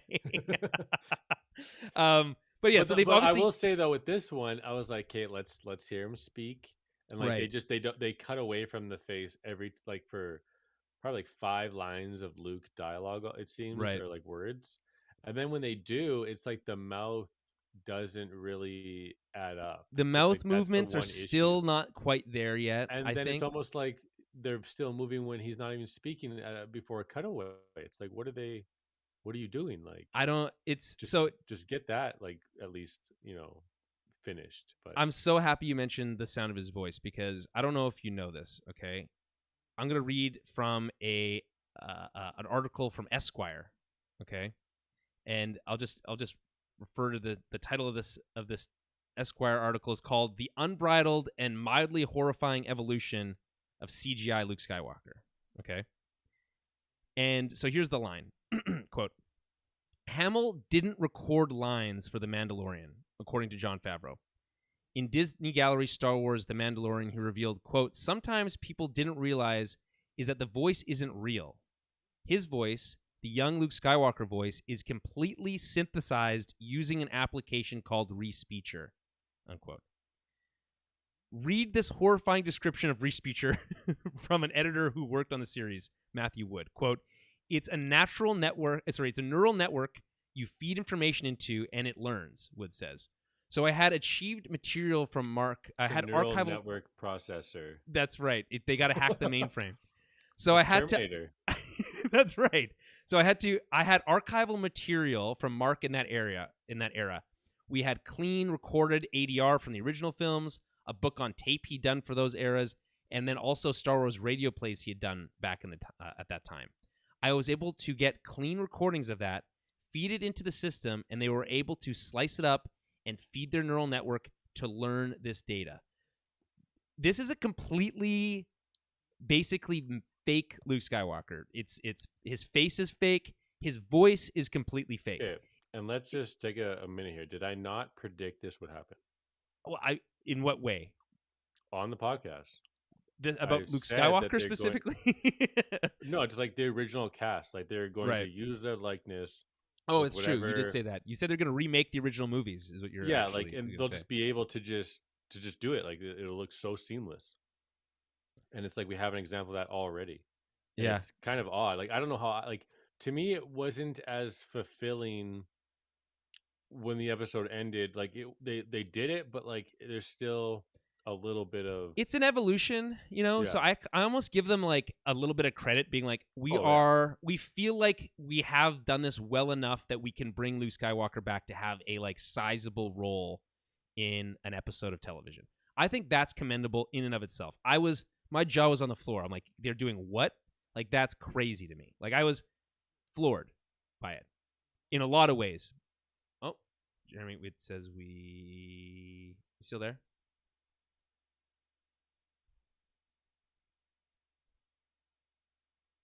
Hold on. Please hold. Jeremy, can you hear me?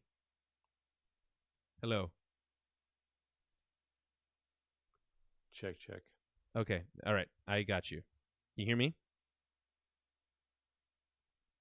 Oh. Jeremy, can you hear me? Please hold for technical difficulties, everyone. I apologize. 1 second.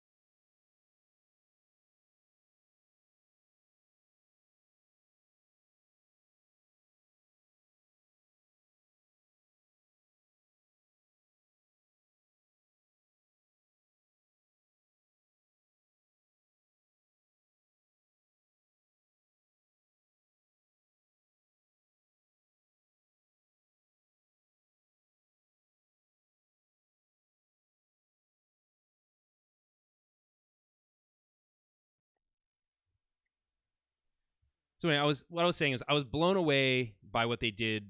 Just inherently, it's like, okay, you can try it. I appreciate that they're willing to kind of like go with it and like grow with the show. Like, hey, we're gonna try new technology here. Hope you guys like it, and we'll kind of grow along with the series, right? I kind of appreciate that in some degree. I don't know if I appreciate the use of like completely CG, like a completely synthetic voice, because it did doesn't that sound just weird. make the whole thing kind of soulless? It does, and it felt like that. Didn't it feel like that to you? Or Yeah, maybe because like, and then you look at The Last Jedi with Mark Hamill. It's like you get all this nuance oh, his in performance is these so good. in his inflection and all this stuff, and it's like you can't recreate that now with a young Luke in No, these shows. He has to be at a distance. It has to be still kind of emotional beats with his face that we already have captured. right. And then when it comes to inflection and how he's going to say a line, it's determined solely on the animators or the voice director or the director himself, and then you go from there. It's not Well, like there should almost be like a committee that like handles the AI version of Luke Skywalker. and it should be led by Mark Hamill, in my opinion. Yeah. And I also think that you got to also give credit to Mark Hamill a little bit for like presumably signing off on some of this, right? And saying like, okay, yeah, you can recreate me digitally as a younger person. You can recreate my voice using this bullshit application. And I'm okay with that because I think ultimately he is still involved in the filmmaking process. Like I believe he's on set. He's guiding the body double. That stuff is still happening. I understand, but it's a little unsettling because I think and maybe this is like, oh, this is step one, and we'll get phase 2 version of Mark Hamill's voice, and it'll sound way better, just like his face did. But I'm having a hard time imagining like, could you do this fake version of Luke, but he's yelling? Could you imagine a yelling version of this fake Luke? It seems like it would look ridiculous. Like it seems to me they need to get Mark Hamill to record the dialogue. Yep. As best he can in many different levels and all these things, and then use your technology to fine tune those sound waves and manipulate those with AI. Well, that's what we thought was going on. Yeah, but now it just creates it on its own with sound clips of him already. But it's like, well, let him be the roadmap with how he says it and his tone and inflection. Well, who knows Luke Skywalker better than him, right? Yeah. Like, and I just feel like you're right. It does feel a little soulless. But it does look better. So maybe we just need to hold out and just say, okay, it's going to get better. And by the time the Ahsoka series comes around and Luke is like a main character in that show, it'll be seamless and we won't be able to tell the difference. And I kind of hope we get to that point. I will say one thing that this makes me think of. I'm mostly negative on this, but I will say that the idea that you could presumably load in all of Batman's dialogue from Batman the Animated Series, and just have that version of Batman always available for anything you ever wanted to do would be really, really cool. Don't you think? Yeah, but that's also a character that though can be more like sterile, even though in that performance in particular, he was kind of all over the place in certain. He's got the aspects. 2 versions, right? And he goes really high. He was very emotional in certain things, but like just that monotone kind of calculated Batman voice. It would probably work better than almost any of the like other versions of that. Like if you tried to do it for Mark Hamill's Joker, for instance, right? I feel like it'd be a lot harder, right? Yeah. So I don't know. Obviously this technology is coming a long way. It's happening whether we want it to or not, but it's something people should know about, I think. It's just be aware, right? Don't I feel like if you're duped by it, maybe that's exactly what they want, right? They don't want you to be able to tell the difference, but we're not there yet. And if you're wondering why things are weird, I think people should know, right? It's not that that Luke that Mark Hamill's not putting a good performance in or whatever. It's more grosser than that. We have Bling's Teen here in the chat on Twitch saying Rian Johnson knows Luke better than Mark Hamill with a cheeky face. I appreciate that comment. I know that we've gone back and forth on the Last Jedi stuff a lot on this show. We lost the one detractor from the show. Jeremy and I are mostly on the same side. We think that movie's really very good. For anyone who hasn't heard, when I did my rankings, so we have a weekly, when a show is on, a weekly recap show for Star Wars called Small Screen Star Wars that I do with a friend of mine, Rachel. And we did our top. We ranked our Star Wars movies. We did what we called Star Wars Oscars, which had a bunch of like, who's your favorite character, who's your favorite droid, all that kind of stuff.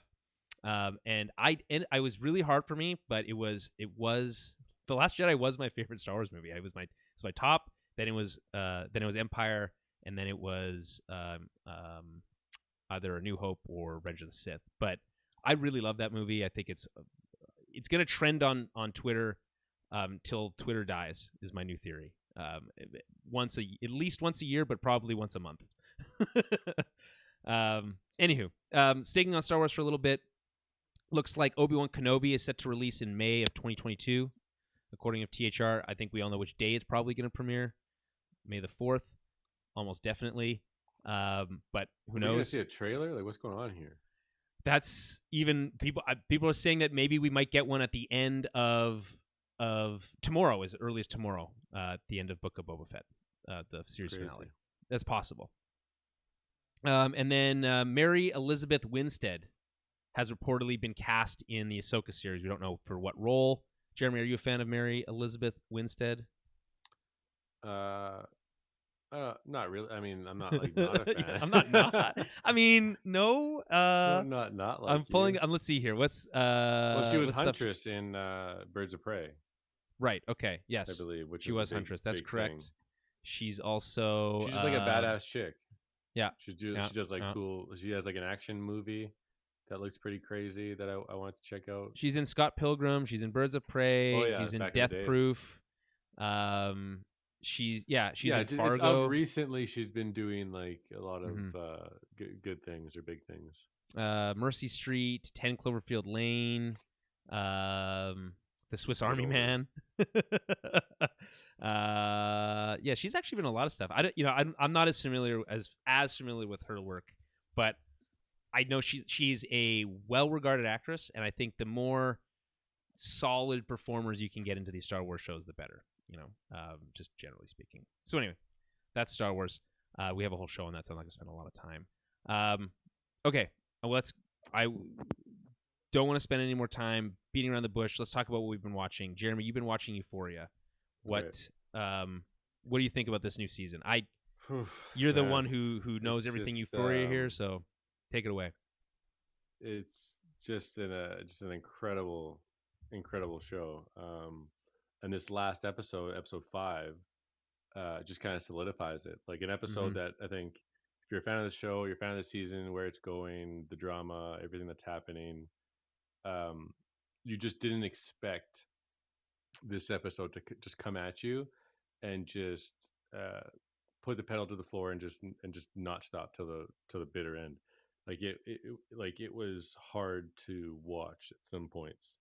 Is this your favorite show, Jeremy, right now? Like, is it like even? Is it? 100%. Is it even close? There's no. It's not even close. Dude. Interesting. That's really interesting. Like, it's just a powerful show with all these different facets of life they show. What is it doing? I guess, as an outsider, right? I look at Euphoria and it's like, oh, this is a high school drama that's like 10 times more dramatic than it needs to be. That's the impression I get. What actually makes it work? Is that what it is? It's just like, hey, what if it just heightened drama, or what's the kind of the sell here? It's the characters and the performances, I think, and just how you become aware of them, and then you learn of them. Then you learn a different perspective. They do a lot of flashbacks, kind of build out who this character is and where they came from. So it's a lot of like, oh, this is a villain, but then you see something else, and it's like, hey, I kind of see this differently now. Or like, you love this character, then you hate this character, then you're rooting for this character, then you're not.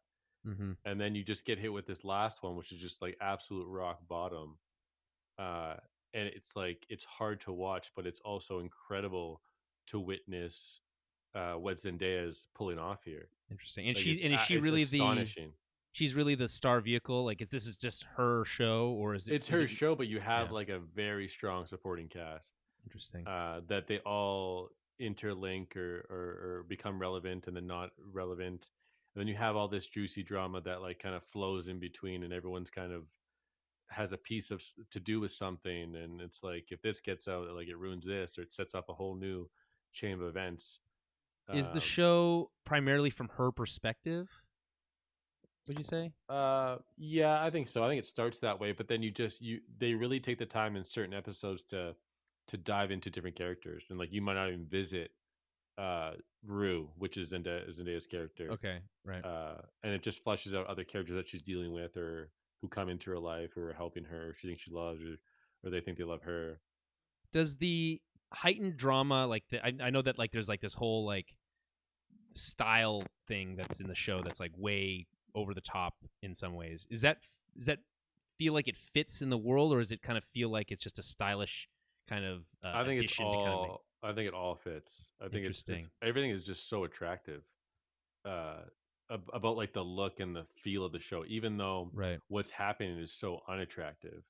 right, It's so gross, but like uh just how real it feels. You just feel like this probably is happening somewhere, even though it's completely off base from right. maybe your own personal experience. But there are going to be people out there who uh who sympathize or see how these people would act a certain way. Well, it's just, I mean, like I see on Twitter, there's a whole like, I saw a joke today. It was like there's two types of people in the world. There's the people who watch Euphoria, and there's people who watch uh uh, uh Binge watch Netflix or no, something. no, what's that show with the cowboys that we talked about? We talk about all the Oh, time. Yellowstone. Yellowstone. It's just Yellowstone or Euphoria. Those are the two.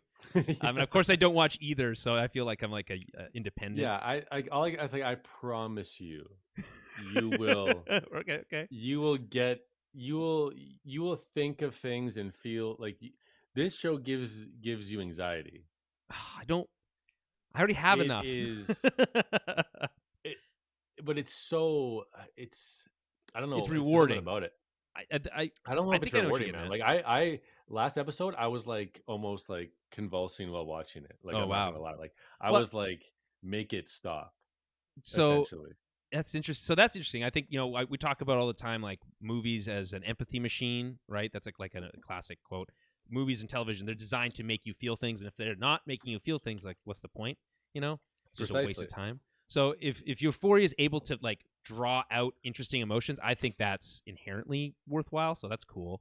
Yeah, There's a really cool comment here. there's also never really been a character that I've rooted for more. Interesting. But then you almost turn your back on that bond you've made with the character because of a decision or a choice. But then You're all what these things come back. you don't necessarily like them as a person. Is that would be fair to say? Like you wouldn't say they're a good person, right? I think what the show what's happening here is that you know that they are a good person, but it's like right now it's not there. Like Right. it's whatever They're the caught up in addiction the is, wrong whatever crowd the or demon, whatever. yeah, Yeah. that's at the forefront, and it's battling everything around them. Oh, cool. That's cool. Interesting comment here from Bling's Teen. I've never had to deal with a drug addict in my life, but this show makes me feel like I'm experiencing it firsthand. Um, and back to Twitter again, this interesting idea that like when on Sunday nights, I literally see people say I can't watch the show. It triggers my anxiety, or it like Yeah, it gives me dude, flashbacks and stuff. I'm yeah. like, that's crazy. Episode 5 was intense. It was out of nowhere, unexpected, and just wouldn't let go, and was uncomfortable. And I cannot comprehend how Zendaya did what she did. Interesting. The long takes in this mentality she needs to be in this zone, in this feeling, with all these characters she needs to confront or betray or whatever. Like Mm-hmm. it's insane. That's really interesting. Do you think so? She's like putting in her best work in this series. Yes. Well, Do she you think won the Emmy for season 1. right? And And you then think this that episode dropped, and everyone's like, "Hey, it's over." Like give she it gets to the her Emmy again. again, right? Okay, Yeah. fair enough. Hey, if you earn it, you earn it. Marcos, by the way, is on your side. He apparently Right. watches both Euphoria and Yellowstone. Right. So, that's awesome. Okay, anything else you want to Yes. say about Euphoria? Uh, no. I mean, just that every day it's just a countdown until Sunday, Euphoria Day. That's so. It's all that matters. Get your popcorn ready. 'Cause Exactly. you Yeah, gotta, I'm already planning the snacks. That's so cool. Okay, I guess yeah. I guess I have to watch it. I don't. I guess I don't know. I mean, it's one of those things, those HBO shows where it's like if I just like I'm not subscribed to Crave, so it's really a pain in the ass to go like search out these shows. And I, the if I could just have HBO Max, my life would be very different, I think, and better ultimately. Okay, we talked about the Book of Boba Fett. I'm not going to talk about that. We have a whole show on it. But we'll talk about something that is sounds like in some ways similar to Euphoria, in that the morning show, which is an Apple TV Plus series on that I had avoided watching for a long time. It stars Jennifer Aniston, Reese Witherspoon, and Jeremy, your boy, Billy Crudup. Okay, Nice. and it did win an Emmy last year for its season 1. I watched it with my girlfriend, and I was really skeptical going into the first episode. It's kind of like this, like, what if you could experience the world of the stars of Good Morning America? That's really the premise of the show, right? Or at least that's what it seemed to be presenting itself as. But it's not that at all. Instead, it's a analysis and examination of not just like fame, because we've seen that a million times, but it's like this complex analysis of the Me Too movement and how it affects, like, so the first episode starts with what's his name? Where is he? Steve Carell getting fired as like the like co-host of Good Morning America, which they call just the morning show on this, which is fine. He gets fired for sexual misconduct, right? So it's following him and his like how he's dealing with that, and then also how Jennifer Aniston, who was his co-host, is dealing with it, and Reese Witherspoon, who's her new co-host, is kind of absorbed into this world and kind of see it through her eyes in some ways. But the cast is so good. So you have Billy Crudup as this kind of plays the character called Corey Ellison, but he's really just this like fast talking like TV executive, And Jeremy, he is the star of the show in my opinion. Billy Crudup is a stellar actor in my opinion, based on this show. Did you know this before the show? Well, yes, obviously he's Dr. Manhattan in Watchmen, but like that's a pretty understated performance, I would say. Like obviously there's the like his monologue in about like was that the second act when he kind of does his origin story. Yeah, I just thought it was incredible. I loved everything about his whole thing in that. Yeah, movie. he's really good. Like because you read that character and it's like, what is going on? Like, right, this is unlike any other character, and then to see him just bring that to the live action version was just so cool and interesting. I agree. I like so that's where I know him from most. I would say like I don't really know. And then Flash is dad in Justice League. That's right. That's his biggest star vehicle yet, one might say. And I just think he's just putting on this. He's just chewing the scenery. He's got quips for days. And it's like they got these amazing suits. Like I don't know who they have doing the tailoring, but it's like unbelievable. He's just really cool. But then like I had gone into this series and I was like, I don't know if this is gonna be good. I watched the first episode. I'm like, I'm not really sold, but I'll watch the second one because it's like they ended on an interesting cliffhanger. And by the end of the second episode, well, by the end of the second episode, I was really in. And then by the end of the first season, I really came to like think this show is in a lot of ways brilliant. Like it feels like at first a little bit heavy-handed in its examination of this like Me Too stuff, but it's I think really actually nuanced because it plays it from it shows you the fallout of these types of this type of activity, like these types of people and how they get away with these things from every angle. Every part of the TV show, from the writers to the assistants to like everyone, and how they all fit together into this really intricate, ultimately puzzle that comes together with this, like, I think, because all the stakes seem low. It's like, oh, this is just Good Morning America. I don't care about that. But they make it seem like the most important thing in the world, and it's totally believable. And this kind of like political intrigue that they're doing with the network and the performances by Steve Carell, and I think Jennifer Aniston's doing something that I haven't actually seen her do before, which is play a character that you don't really like, which I think is really fascinating. Reese Witherspoon is great here too. little bit much at times. You got Mark Duplass in it as well. You've got the mayor from The Dark Knight, Mr. Carbonell, is in this as well.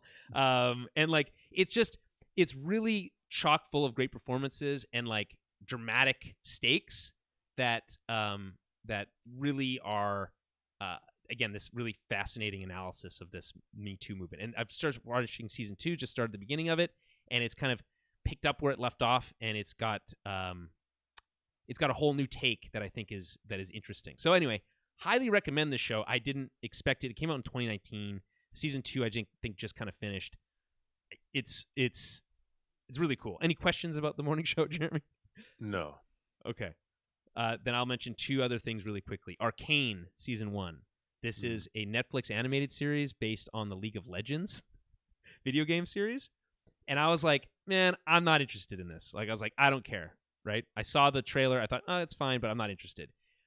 Then I was listening to podcasts with, a lot of different folks that I like and respect.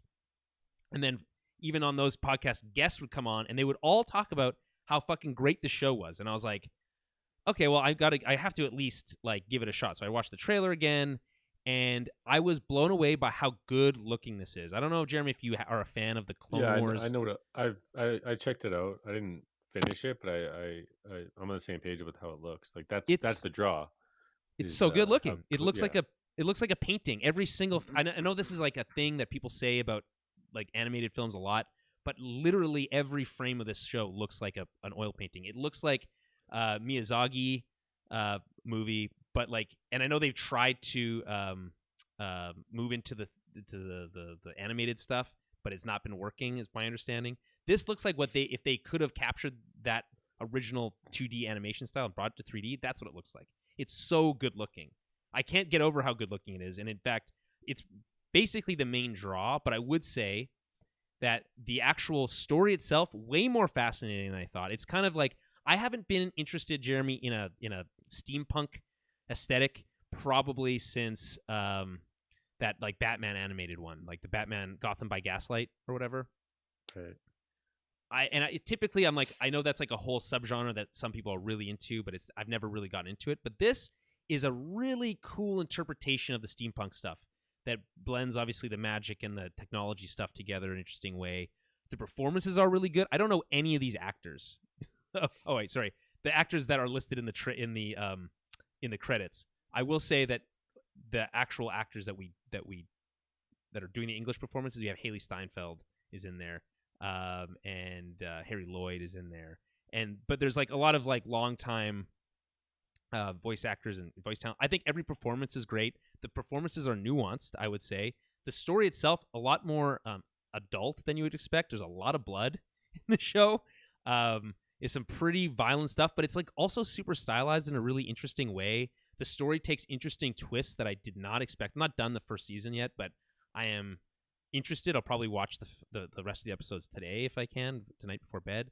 I think it's great.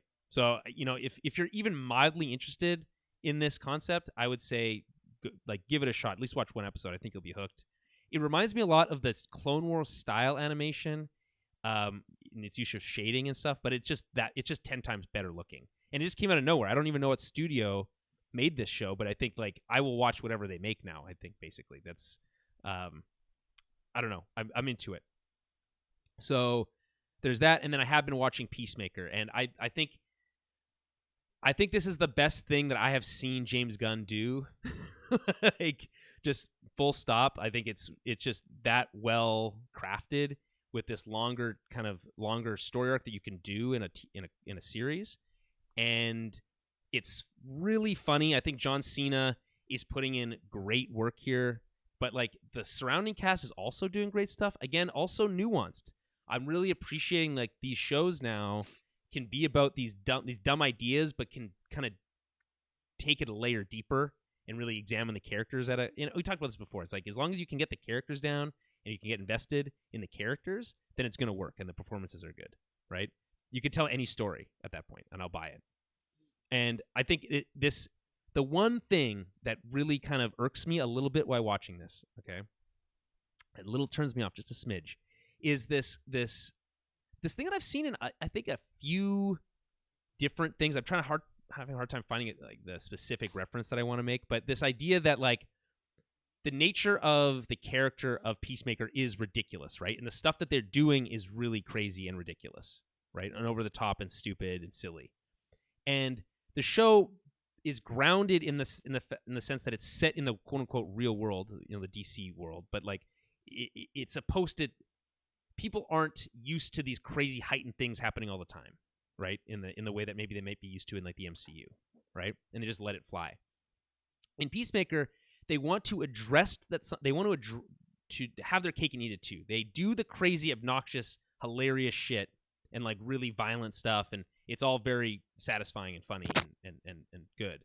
But then they address that it's crazy and ridiculous. They kind of call it out for that, and it's like, well, you can't get away with that, or you can't.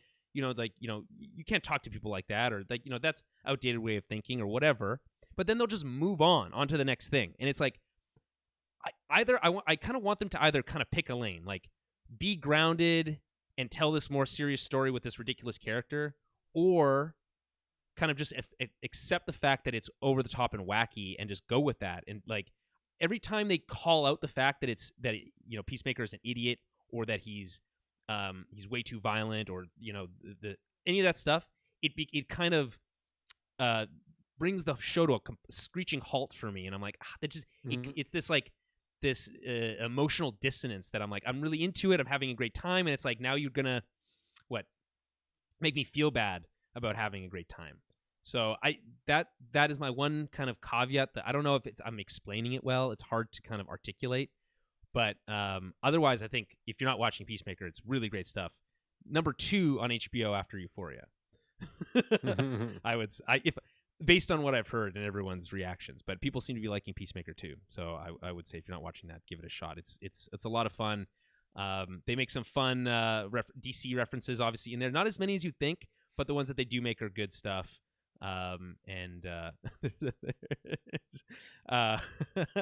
There's like a Superman joke that he's like into bestiality or something like that. It's like really funny. But it's not really about that. It's about exploring Peacemaker as a character and like taking him from a piece of shit into like a caring person who's like improved. Is a interesting, exciting journey to watch John Cena go through. And there's like, again, like I said, like the supporting cast is really great too. So that's what we've been watching, and that's the show. You will be able to listen to this on any podcast catcher of your choice. But if you do, leave us a nice review. That'd be nice. If you have any thoughts or comments, send them over to Tower of Babble podcast at gmail.com. And you can find everything we do, including this show and Small Screen Star Wars, or we mentioned Watchmen. We did a recap series for the Watchmen HBO series. That's in our archive. You can find that at towerofbabble.ca. Along with, like I said, everything that we do is there. And if you're ever unclear about how to tune into the show, you can always go to towerofbabble.ca/live. You get a notification that we're going live, and you'll be able to tune in live there. And there's a chat there for you as well. And like I said, we are live. When we do record this, it's always live. And you can find that at Twitch, YouTube, and on Twitter. Follow us on Twitter at TowerBabbleCast, Facebook.com/TowerBabbleCast. And we'll be back very soon with more Tower Babble. We'll talk to you then.